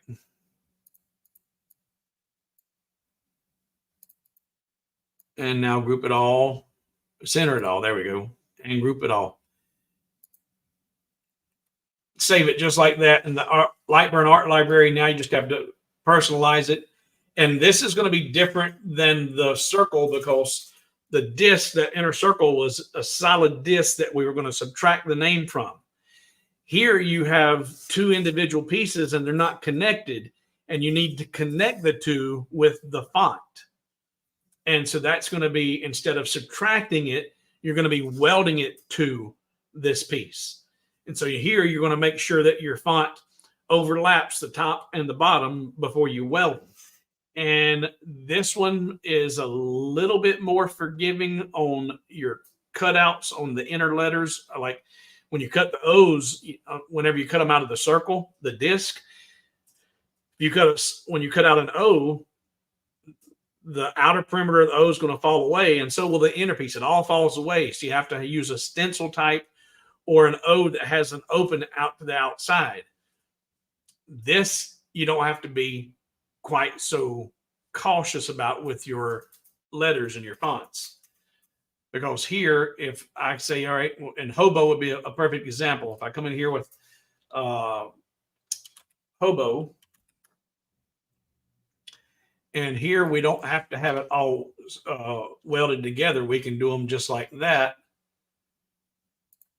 And say shift there. And now because I've added this circle up here at the top, if I try to center this, it won't go to center because that's up there taller, protruding above, 10 millimeters higher than this is. But you can take that, we can draw this out, get it about where we want it, get that overlap like you need. And if you haven't worked with fonts in long enough, you may not be aware of this, but font heights are not equal. Any font that has a curve to it, an S, an O, anything that will have a curve at the top of the letter will be taller than a letter that doesn't have it, like the H and the B and a T. An O is taller than a T.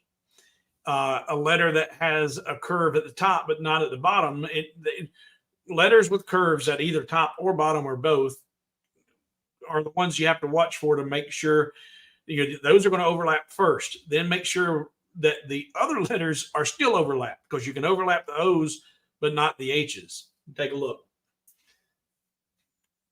So, in fact, here, another way you can make sure you get this centered up is draw a simple toolpath. Grab your toolpath and take your rectangle tool and come in here and get right there on that line and draw down to that line. And now you know that's the exact size of that. Then you can take and select your H or your Hobo, your font, hold your shift key and select that toolpath you just drew and tell it to go to the horizontal center. And now that'll center it perfectly in that space. And now if I start increasing my font, 24.82, go up. Oh, I didn't have, and I talked to you a second ago about the anchor point. I don't know if you've seen that just now. When I increased that font size, it jumped down instead of jumping out, and because my anchor point is still at the top center. Go back here, and I'm going to go back and forth and see, so you can see that. See how low the O is, and it's still at the top there. If I undo, and back again, see it jumps down from the top. So if I go back there and I change my anchor point to the center, and now I increase, it's still not jumping down. I don't know why it's doing that.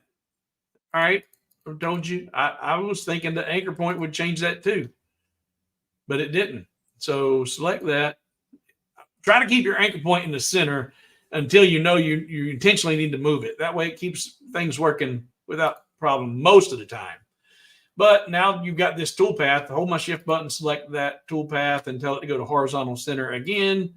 And now you've got an equal overlapping. But if you shrink that down by here, you can actually get it to where the O overlaps and it would weld on, but the H doesn't. So if you stretch out a large word and you see, okay, well, my O's or the curved letters are overlapping, be careful. That doesn't mean all your letters are overlapping and something may fall away. So look for the flat letters, the letters that have no curves on them, the T's, the H's, the I's, and make sure that those are all overlapping. And once you've got it drawn out to where they overlap, even if it's just a little bit, it's all it needs to be. And then you can weld those together. So this is all grouped. That toolpath is now irrelevant. So you'd select your font and hold shift and select that and weld it together. And now that's going to cut out all attached. This is going to cut out. That's going to fall away. That's attached. That'll fall away. You'll have your complete letters. It does not have to be a stencil type of a font. So before I go too much further, I'm going to go back over here and look, see if I got any questions that have arose since my last bookmark. Hey, there's my bookmark. Okay. Still got 90 of you with us. That's good. We're an hour and a half in. We're going to go a little bit further. And then I'm going to share all of my one-dimensional pieces with you guys. These will be available. Anybody that's in the live stream is going to have this. I'm not going to make this downloadable from now until tomorrow like I do on my 8 o'clock lives, because those usually go until 10. They're usually available for 2 hours. I want to do the same thing here. As soon as I make these go live, they'll be available to download for free for about 2 hours, and then they won't be free anymore. In fact, I'm going to allow you guys to download these. They'll be available for 2 hours. Then once that 2 hours is gone, I'm even going to take them off the site, because this is, if you're watching this in a replay and you don't have a chance to download them for free now, what I am doing for my gold patrons is I'm sharing a LightBurn library file, art file, every month. This month it was my frames, my like 24 or 30 frames or so that I had in an art file. I'm going to share all of these, not next month, but see, this is August, September, October. These will be what I share for free with all of my patrons. So all of my not all of my patrons, all of my gold patrons. So if you don't see this now and before it's no longer available, and you're catching this in a replay, it will be available in October for all of my gold patrons. So let's see here. Questions and comments and questions. Oh, and yeah, and I see we got a fellow creator in the house. I don't know if he's still with us or not. Hello, Patrick. I'm going to share with you guys before we get out of here. If you haven't seen one of Patrick's last videos that dropped, he shared something with me, and it was only for me. Anybody else watching it, just gravy. But he did his video for me. But it was extremely valuable information. And what's valuable to some is not that important to others. But what I find is I'm working, especially when I'm working with my hardwoods, and I might be working with 1/4 inch or even up to 5/16 thick material. You may or may not be aware that you're late, and that the reason you have a focal tool that has steps on it is depending on the material thickness. And oh yeah, by the way, squirrel, the thicker your material, the closer you are with your focus to the material for your optimum cutting. Engraving is irrelevant. Your engraving is always going to be set, at its highest focal point. But when you're for cutting, because your laser beam comes out and comes to a point for your optimal focal point, and then it starts to spread back out again. It's an hourglass shape. So on thicker material, you lower that focal point to where you get it about midway into your material, so you'll have a uniform cut all the way through the material. Well, when you're like on this artwork that I'm going to share is a perfect example of when to use what he shared with you in this video.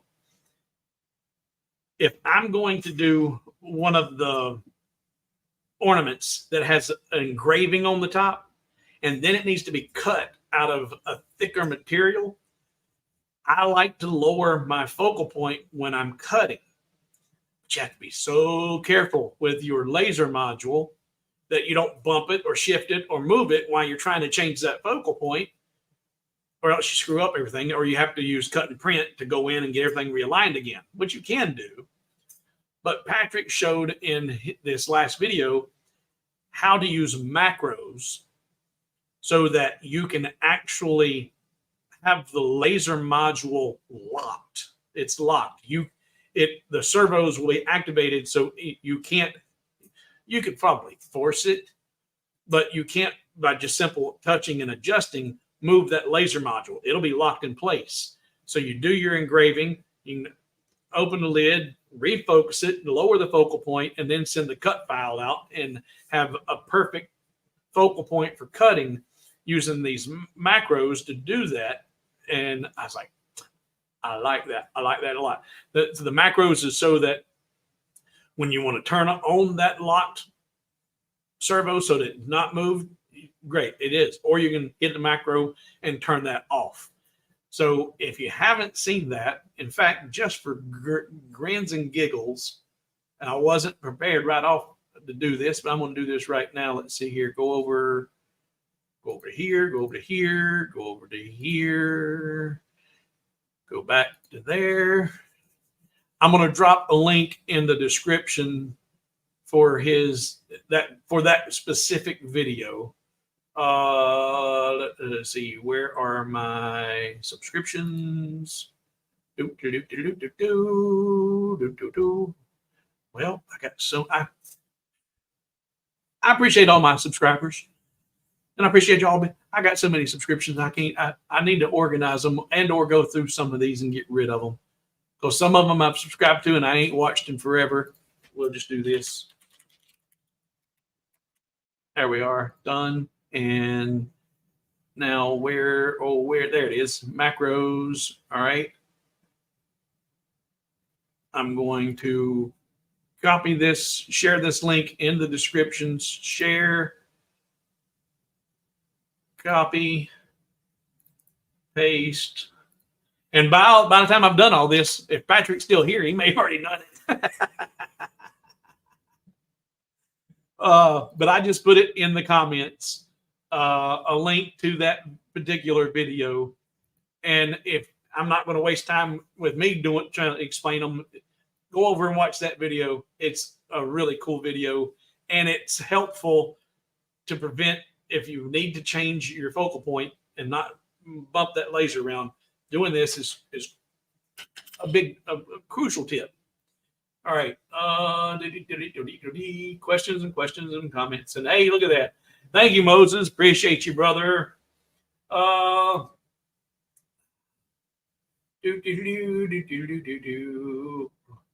Question mark. Fancy fonts. Yes, fancy fonts can be a real pain to work with, not just height, but in the width too. Yep.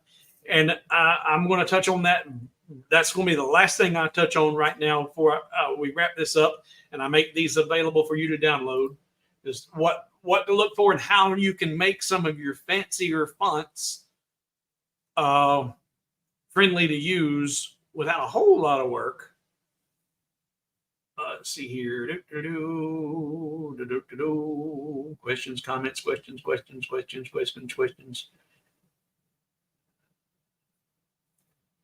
Questions from Jesse. Didn't his video say you needed to power? Yes, but it's all in the. It's all. That's why I say go watch. I'm not going to go over his video again. He did a great job with it. Go watch his video. Yep. So you would need to have this all. You watch his video, you'll understand how it works. You'd have it all set up before you start your job. You know you're going to be using it, so you're ready to do that. Go watch his video. Do, do, do, do, do, do, do, do. Questions and comments before I move on. Moving on, moving on, moving on, moving on. Okay. All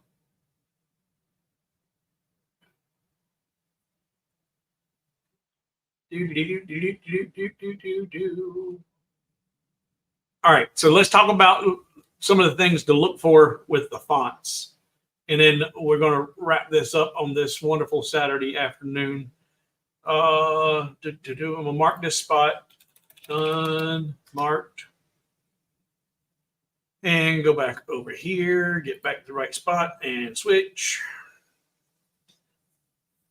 All right, so depending on where you're going to be welding your fonts to.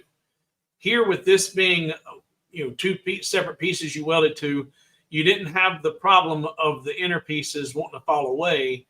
And let's go back. So they're separate. Now, if I had this piece,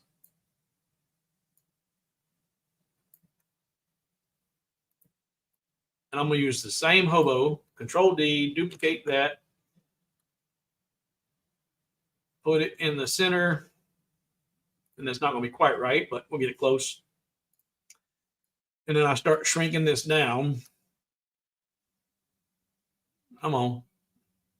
There we go. Let's ungroup it. And I didn't mean to move it. I meant to select it. My mouse is starting to stutter. Here we go. Undo. My computer was thinking. All right, so now select the font, select the circle, and center it up. Now with using this font, if I overlap my O and my H, you see the rest of the fonts not touching each other. They're not welded together. That's not going to cut out. It works perfect over here because you're welding each individual letter and the center pieces are going to fall out and it's all going to look good. But over here, you've got a couple of different obstacles to look for. First, they're not welded. So welded's turned on, but they're not touching. So you have to decrease your horizontal spacing till you make the letters touch. And you could get by with that right there. Then bring it back out to where it's going to start to overlap. Hold shift and center it up again. Make sure it's centered. Now those are going to work and cut and fall away. That's all touched. They're welded together and that would work and you wouldn't have a problem. But there are cases where you have to, and if you take and select the circle, hold your shift and select the text and subtract them, and that would cut out and that would work. Because if you follow here, you can draw a constant line from one letter to the next, and the only thing that falls away are the inner bits that you don't want. But there are times when if you were to use, let's say this one right here, we're going to grab this fella and bring it over here. And we're going to use the same font again, Control D, duplicate that, put it in the center of this one. Now this one, because I've got, well, you could do this a couple ways actually. This, if you were to, if you wanted to bring that down like that and cut it out of this instead of have it welded together, then you would ungroup all that. That would have to go away. That goes bye-bye. And then if you want to cut this out right there like that, the problem you're going to have is all of those inner pieces are also going to fall away. If this was on a cut path, cut, you cut out that inner or that outer part of the O, well, the inner part of the O falls away. Same thing with your B. You cut out the outer perimeter, well, those are going to fall away too. So you just left with three great big voids right here. The H is the only thing that's going to look right. Well, you can fix that. And some of your fancier fonts are going to, in fact, we'll just grab, I think, does brush script do this to me? Yeah, we'll use brush script. Same thing here. The part of the B is going to be okay, but part of it isn't. Because see here, this comes from the outside and connects to that. So that's all going to stay, but this would fall away and the O would fall away, the inner part of the O. Well, in order to make that to where it's going to stay where you want it to be, you have to create a void for that laser to bypass you. And the way I do it is I use an ellipse tool, and I come in here and I draw out an ellipse. I started up there at that point, and I draw an ellipse tool out, and it's not going to give me the shape I'm looking for here, but that's all right. I'll make it the shape I want using my squeeze buttons and rotate it around. Put it about like so, and then I can stretch this out and move it around to where I get it lined up where I want it to be. And even if I just get it close, then I can, well, then what you have, and this is what's crucial, whenever you start changing or editing your text or your fonts are not paths, they are fonts. And so you have to convert it to a path. So you select that, right click, convert to a path. Then you select the O, that's A. And actually that and that are not welded. So let's grab those and weld those two together. Now that's A, subtract B. And I didn't have it quite overlap. All right, perfect, but that's okay. That's enough. Now I can ungroup these. I can say, get rid of that guy, don't need it. And now I can, that's all one piece. That O is a solid piece, and I can use my node editing nodes to clean up what I didn't get. So I want to get rid of that one, delete. And we'll get rid of that one. And then I can just use my nodes tool to start making things where I want the voids to be. And that's too tight, because if you were doing this and you knew what your measurements were, it was a 4 millimeter piece, and you measured that little gap right now, that space is only a quarter of a millimeter. That'd be too fragile. That would break off. And whenever people are talking about how wide or how thick, typically, like here, this void, I need to create to keep that O in place. I need to create a bridge that goes from the outside of my O to the inside of the O.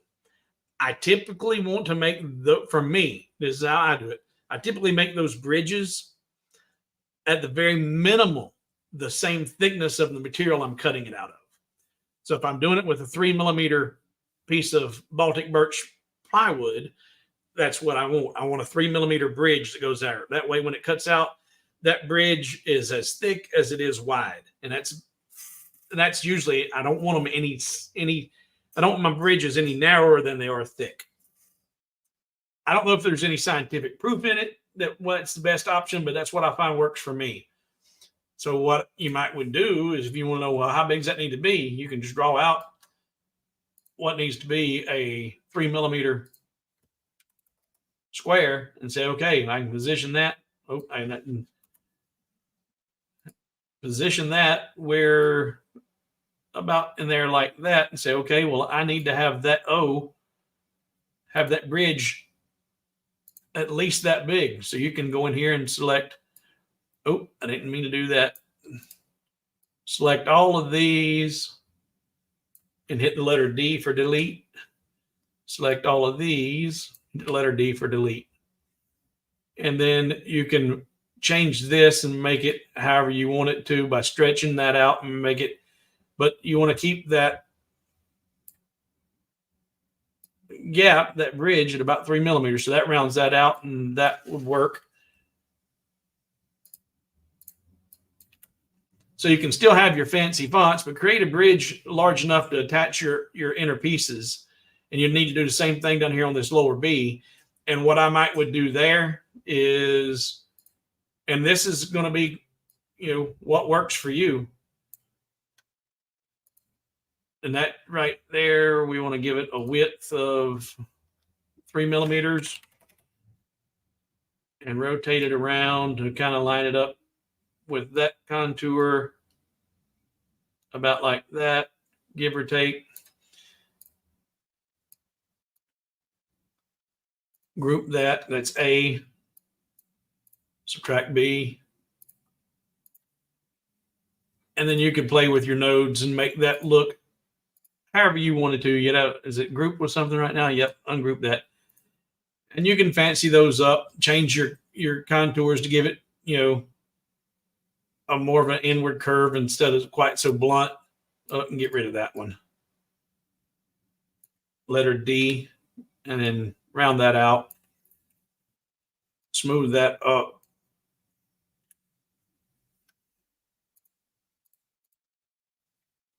And that would, give you a good, strong end result. And instead of doing the same thing over here again, just say Control D, duplicate that one, center it up on that one, and then select the one inside there and delete it.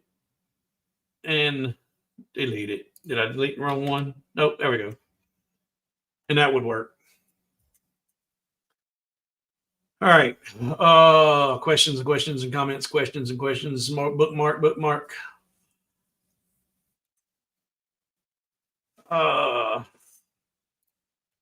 Is it possible to add more macros to LightBurn? In LightBurn, let's see here, laser. Where? No, I don't want that. I don't want that. I don't want that. I don't want that. What do I want?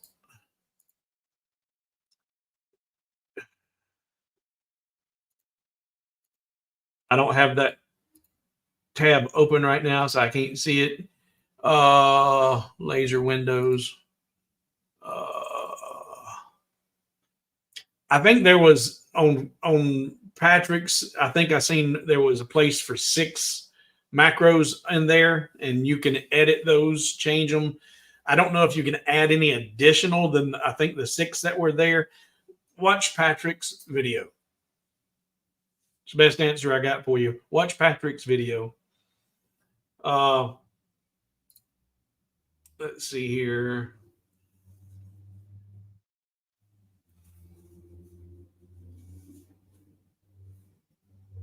Yeah, and Chris says the same thing. As far as you're limited to 6.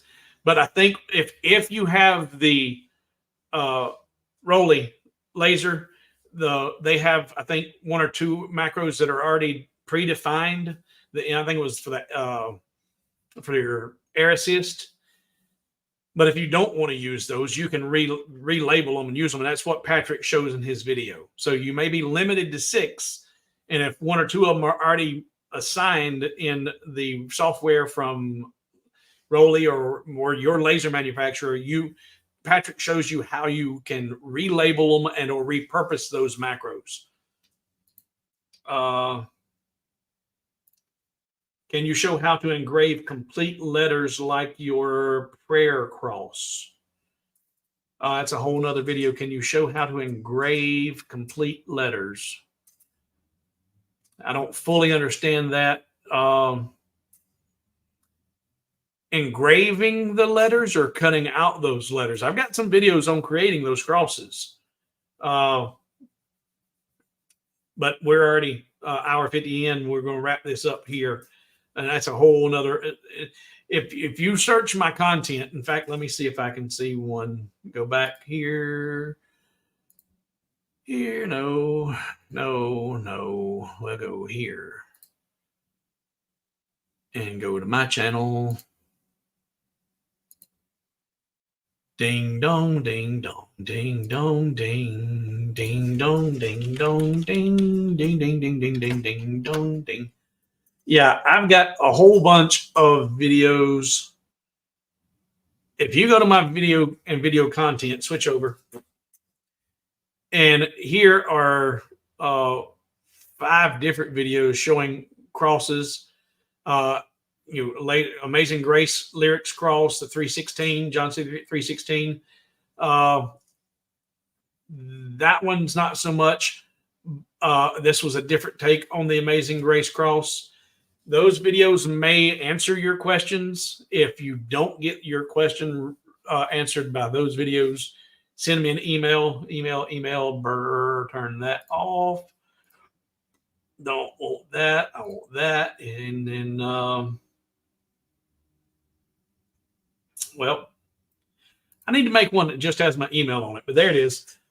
There's the email, hobowithwood@gmail.com. If you don't get your questions answered by one of those videos, let me know. Back to comments. Ding, ding, ding, ding, ding, ding, ding, ding, ding, ding, ding, ding, ding, ding, ding, ding, ding.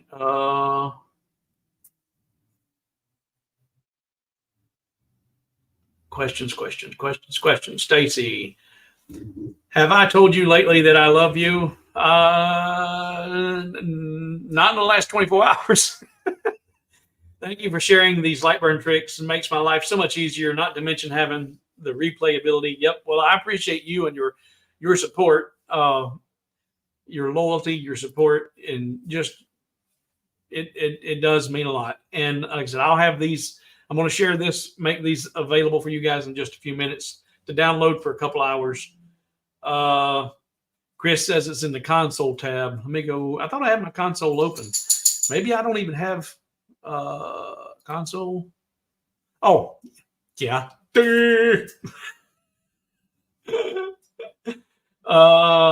Switch. So in the console tab down here are where those macro buttons are at, and you have 1, 2, 3, 4, 5, 6 macros buttons that you can program. And with Rolly, they have a macro already pre-assigned for the turn air assist on and turn air assist off. But you can customize these buttons to be whatever you want them to be. And depending on how much knowledge you have of Gerbil and all the different commands that you want to do, you may know more than I do, because I don't know a whole lot about those individual Gerbil commands. And that's why I say go watch Patrick's video, because it will share with you more information than I can, because he knows more about that stuff than I do.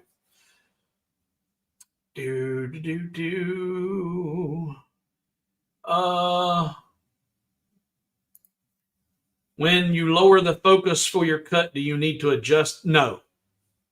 The reason you're doing that is to give the most efficient cut and the most uniform cut.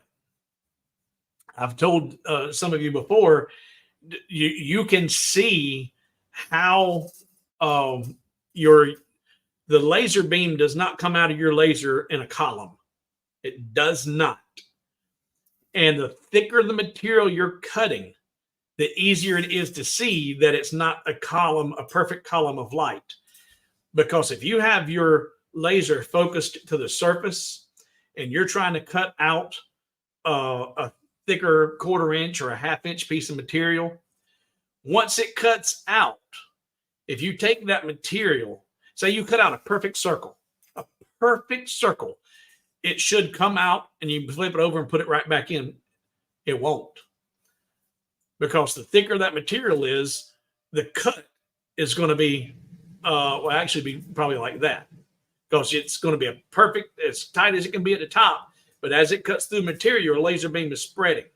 So if you cut out something in a 5/16 or a 1/2 inch piece of material with the laser focused at the top, whenever it comes out, you wouldn't be able to take that and flip it right back over and put it in the same spot, because your laser beam is going to be getting wider as it goes through the material.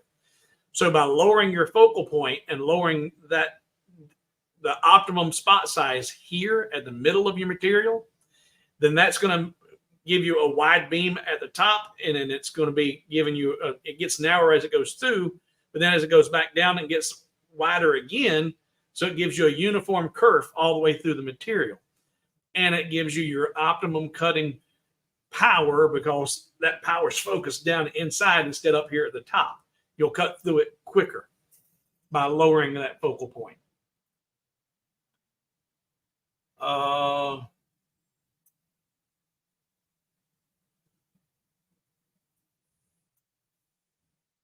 Okay. Question mark from Brad. You can add G-code scripts beyond macro limit. Use with caution, though. I'd say, yeah. I have no idea. That's like I said. Even what Patrick shared with us is more than I knew, and I'm not a programmer, technical guru. I'm pretty good at figuring out the designs and getting the results I want with the designs. But when it comes to tech and true programming and troubleshooting programming problems, I'm not your guy. That's whenever I had my problem with the one file that LightBurn screwed, I couldn't figure out what it was doing to save my life because it was a programming problem, not a design problem. All right, guys. So let me go over to hobowithwood.com. Ding, ding, ding, ding, ding, ding, ding, ding, ding, ding, ding, ding, ding, ding. Nope. Wrong one. Way to go, stupid. We don't want that one. We want this one. Where? Oh, where? There it is. And go to media, library. No, products, dum-dum. Products.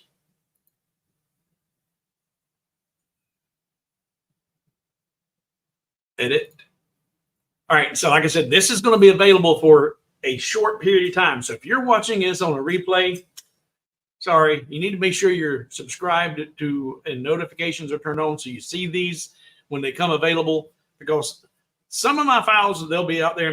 In fact, if you go to hobowithwood.com and you just search through the files, and if you sort by price, I'll show you how to do that. I've got a lot of free files on hobowithwood.com.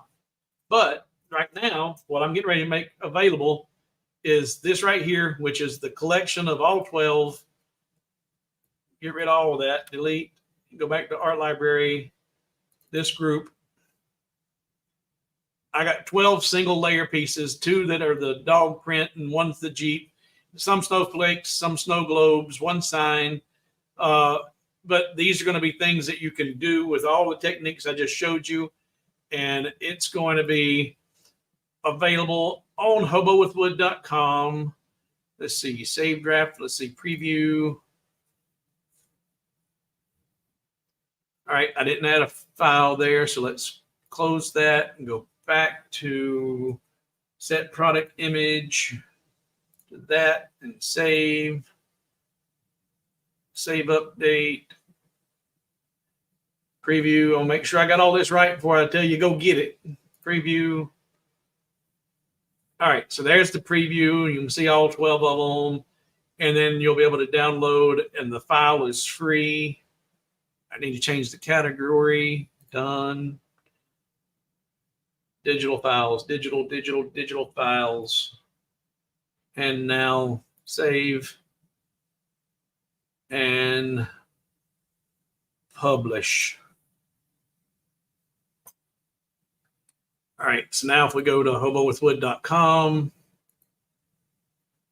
All right, so it's now available, and some people, you go to hobowithwood.com and you say, it's not there, it's not there. It's because your computer settings, when you go to that website, you're loading a previously loaded version from your cache and not a, so you'll need to refresh your browser so it will pull in the latest version of that website so you can see the current files. So that file is on there. I just showed you, I just made it active, and there it is, hobowithwood.com, and there's the free file, and you can download all of those artwork. And it's not just in the library art format, it's in a LightBurn file format, also the DXF, the AI, and the SVG. And if we go down to search bar, actually, you know what? Let's see, go to digital files, and default sorting, sort price low to high, sort by price. There's free clamps. These are things you can cut out of your scrap material. I got a free welcome sign, a template for US license plate. I got a free artwork file for a family tree of life. I did a free pet feeder. I got a free Feeling Lucky, a free Lucky Day, and the free Christmas ornaments.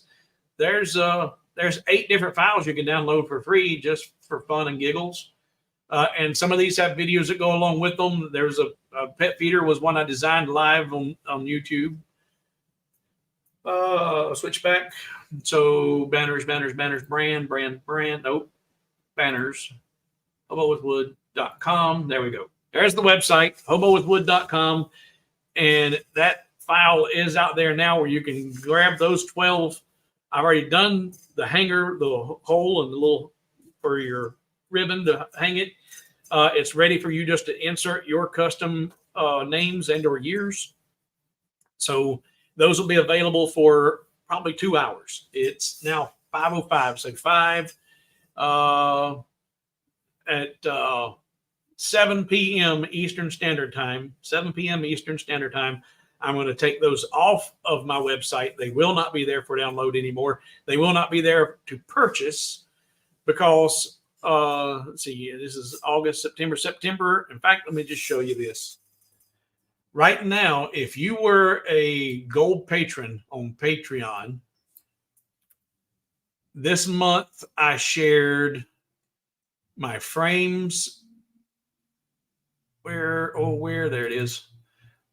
And we'll open up that one. So how many is that? 1, 2, 3, 4, 5. 1, 2, 3, 4, 5. 25. Yep. There was 25 different frames that are LightBurn friendly, ready to use to make different signs and graphics. I shared that LightBurn art file with my gold patrons this month. That will come down on August the 31st. And when that comes down and is no longer available, I'm going to be sharing this one, which goes hand in hand with the frames. And I have to clean these up, making sure that they're LightBurn friendly and ready to go. But this one, wow, there's 35 of these, and I don't have these in a big file, but different wreaths and accent pieces that will work with the frames and the different artwork that you can put on there. And all of these are cleaned up. And to show you what I mean by you make them all work together, if I go in and I grab one of my frames, say, oh, you know what? I want to use that sign, and then go back up. And next month, you're going to get my accents. And you say, you know what? I want to take, I think I like that one, but let's take and flip it and shrink it down.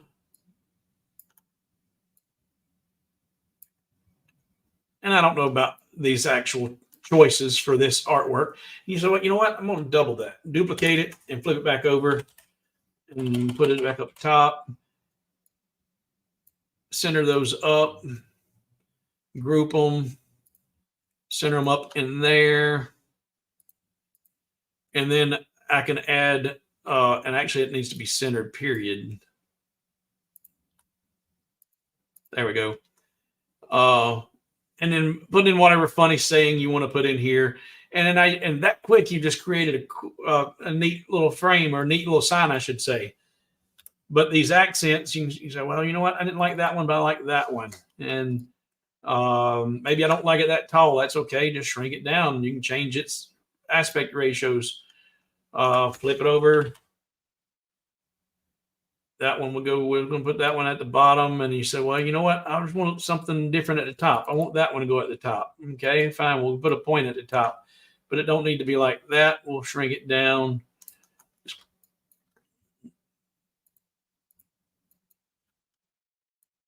But these art files I'm sharing with my patrons one a month as I clean them up and get them LightBurn friendly. And they are all mine. And because I've collected these from random places. Some of them are really ready, easy to use, and some of them are garbage. And that's why I'm not going to just share my entire art library with you. Before I give them to my gold patrons, they will be problem-free LightBurn art files. But the accent file I just showed you is what I'm going to share the first of the month. That'll be September. And then October, I'm going to share all of these Christmas ornaments that you guys have been able to download now. If you're catching this after the live stream and it's not available, no, you can download those in October or September, October, 2 months. All right, back to comments. All right, I see a lot of you say you already got them. That's good.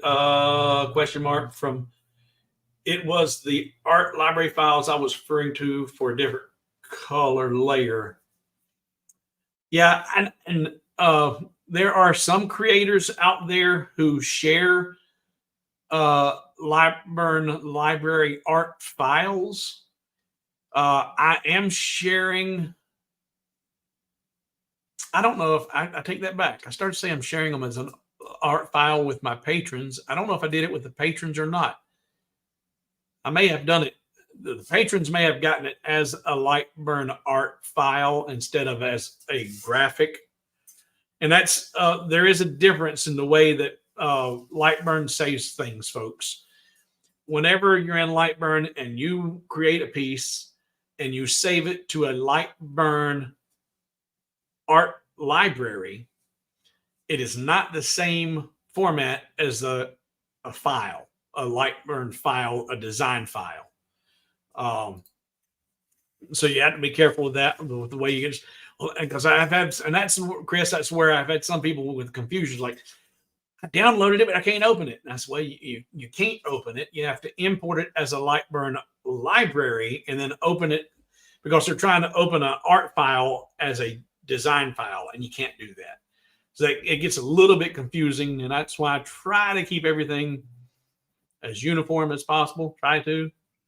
But anyway. Yeah, thank you, Sharon. Sharon says, I hope you, and I tell you, this is going to sound crazy, but I don't know how well this will show up on camera, but because of the lighting and the shadowing, but I'm completely covered in whelps, and it's all up in my hands. It's all down my arms. It's in my back. It's on my, it's everywhere. It's not shingles. It's not bites. They're hives. And these, well, I'm sitting here just scratching like crazy. And unfortunately, if I'm not careful, if I scratch too long, I break the skin, and now they become sores. And now and I've got a few of them on here too after scratching for so long. But I've noticed that I don't know if it's a combination of two things. You know, a lot of you are aware that I'm remodeling the house, and I'm turning a half bath into a full bath in a house that was built in 1900s. This house is 125 years old, give or take. It's 125 years worth of materials and stuff in here that I'm exposing myself to. And I don't know how much of it is actually potentially causing the reactions I'm getting. But I also think that it's a combination of environmental and mental. I'm a bit mental. Some of this is psychosomatic, I'm pretty sure, because or a combination of physical and man, I'm itching like crazy. Psychosomatic, because I can be in the dead asleep,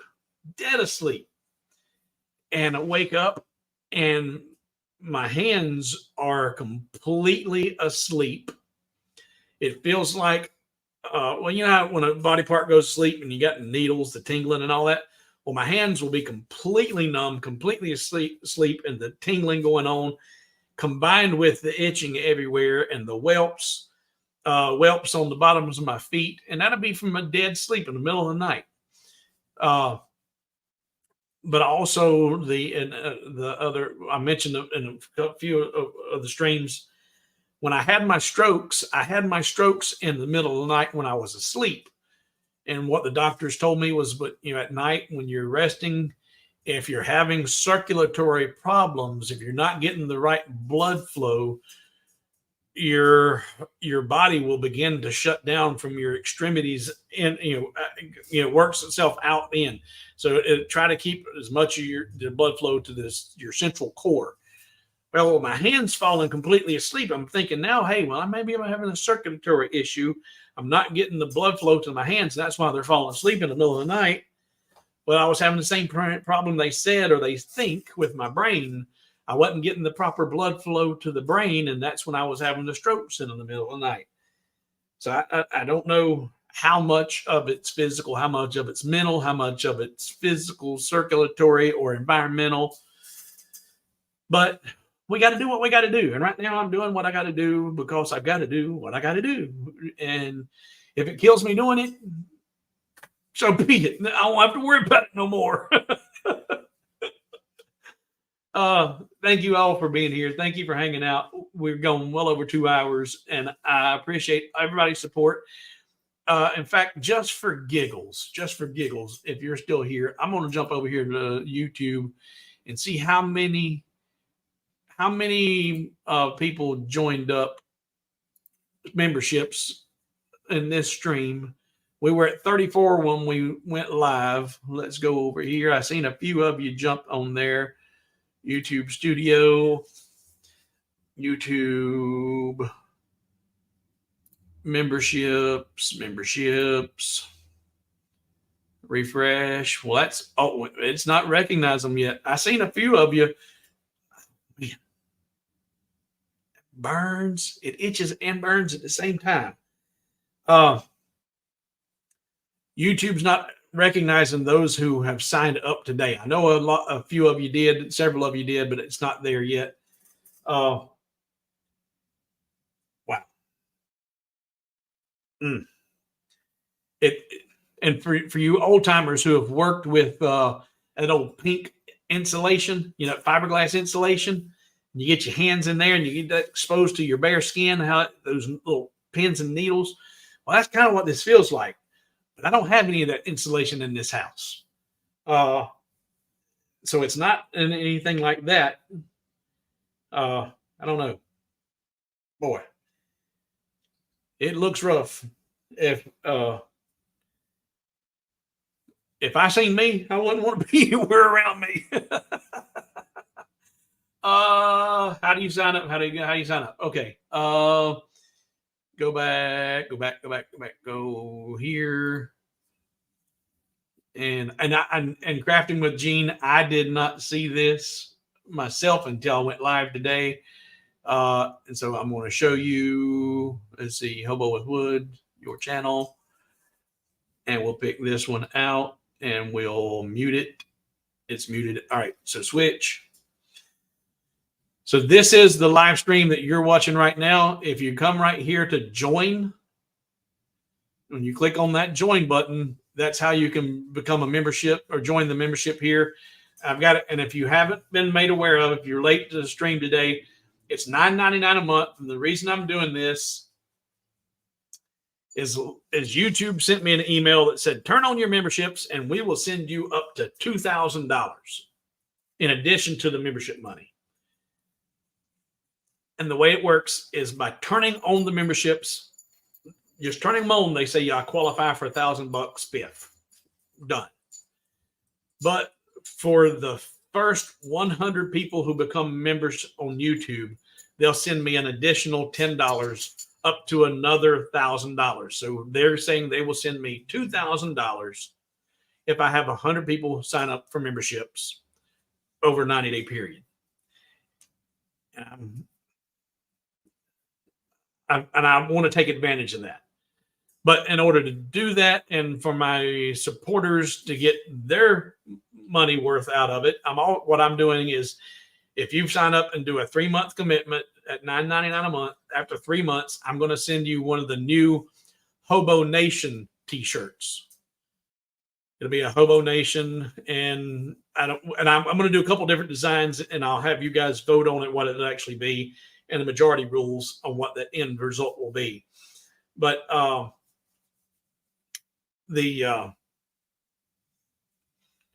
that's the whole reason for doing this, is to take advantage of YouTube's offer of the free $2,000 for them. you'll get your money back in the way of a free t-shirt, and hopefully I'll be blessed with all that extra money and pennies from heaven from YouTube. And yeah, and seeing some of your comments here. Yeah, Maggie, the Benadryl is what I do. The Benadryl is the only way I'm able to sleep.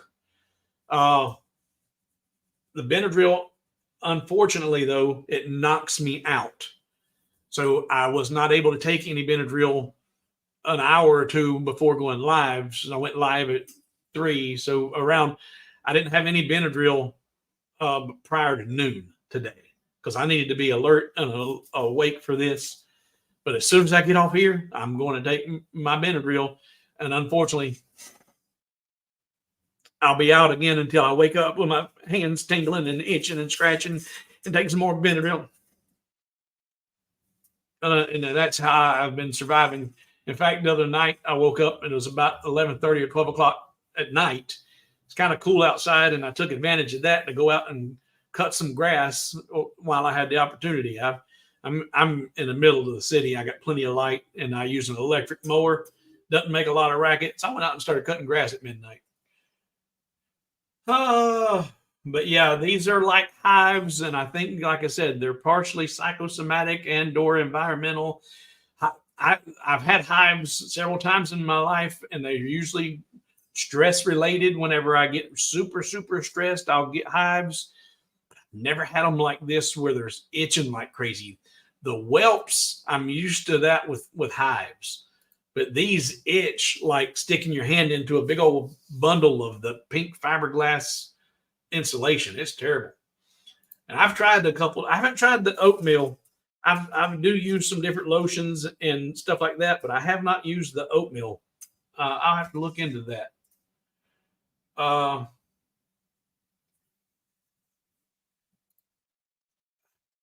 Yeah, there's nothing that I'm using here, Chris, in this, and nothing in interior of this house has any asbestos.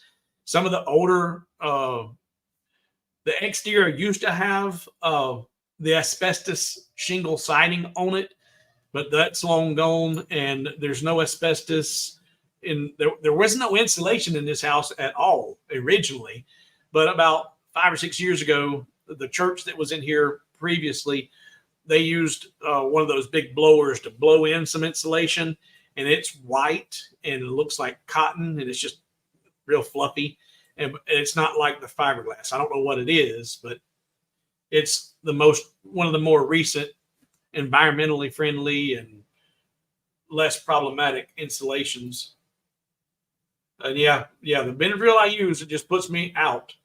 And you know what? It's funny, Stacy, that you say that. Today is the first day that I actually, I've still got enough work to do in that bathroom. I need to do put up my finished walls and the finished ceiling.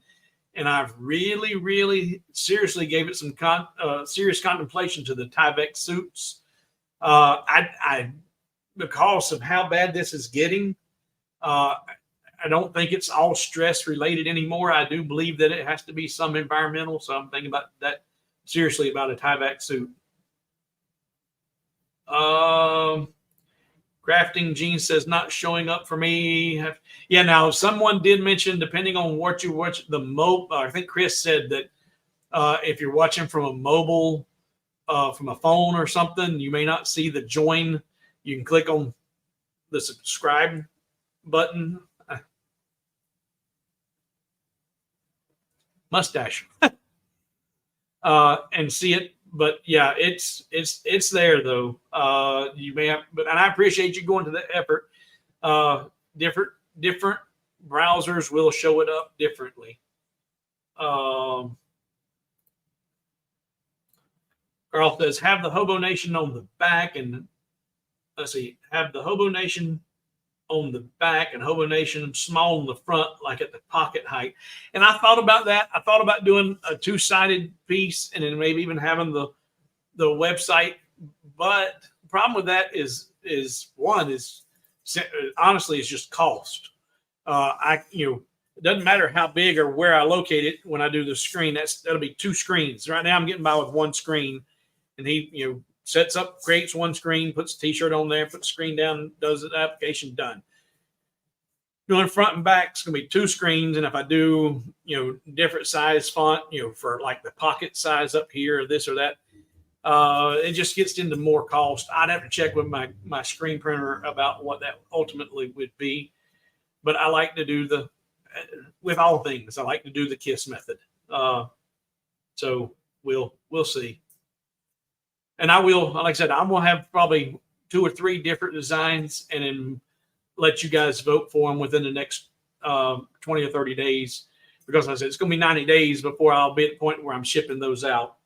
But I do need to give my printer time to get them all ready for us.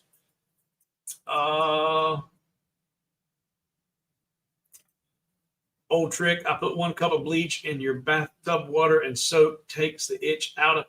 The problem I have is I don't have any bathtubs. I'm full-time in the RV, so I've got a shower, no problem. And what I'm putting in here in this house is a 36 by 48 shower, no tub. But now I soak in peroxide. Soak my hands and my feet in the 100% peroxide you can buy off the shelf. Just fill up, a container that I can put my feet in or my hands in and soak. And there are a lot of people who believe a lot of health benefits just soaking in peroxide. I haven't tried bleach. If we join that $9.99 Patreon, what level is that for you? If we join, all right. There's no $9.99 Patreon. There's a Patreon, and this membership we've been talking about today is on YouTube. The YouTube subscription or the YouTube membership is $9.99, and of that portion, I think I get 70% of it. I think, and again, this is about me sending you guys free T-shirts and me trying to get the extra $2,000. On Patreon, it's $3 a month for bronze, $6 for silver, and 20. Is it $6, $9, and 20? I can't remember. My brain's fried. And I get I think 80% of that from Patreon. But this whole $9.99 membership through YouTube is just a way for me to try and work. I'm trying to game their system and get that $2,000 and send you a T-shirt for your support. All right. So I'm going to go scratch. And I use, and fellas, no laughing. If you haven't used one of these, you don't know what you're missing. I love my loofah. I'll use a loofah in the shower, and man, those do great for just getting all the dead skin off and cleaning everything up real good.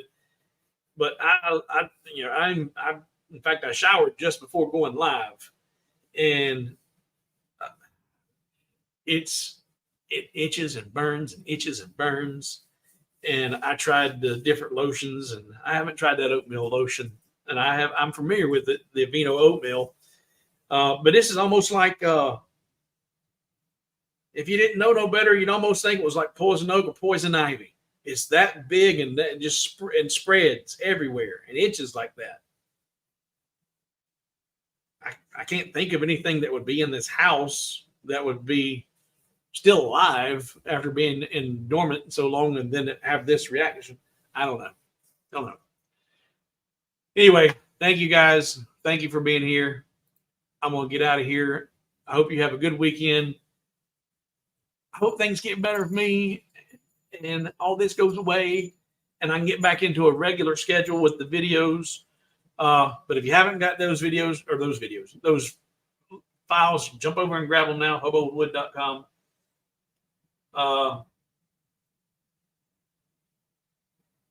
Form of communication. Okay. Loofah is a form of communication in some parts of Florida. Okay. All right. I'll look into that. You guys have a great weekend, and I will see you in the next stream or the next video. And also, don't forget, go over there. In fact, I think I still have it in the comments. Let's try pasting it and see if it's still here. Yeah, I'm pretty sure. I just shared it again. That I just put a link in there to Patrick's video on those macros. So go over and check that video out. That is some useful information there, and he explains it better than I do. Something to look into. And Richard, I don't trust doctors. My brother's a doctor. I trust him, but I don't trust doctors. That's a whole other story. The whole in the United States, our system is corrupt. There's too much money in it. It's not about your health. It's about how they can get their pockets lined. I don't believe in all the pharmaceuticals, all the poisons and all the medicines. And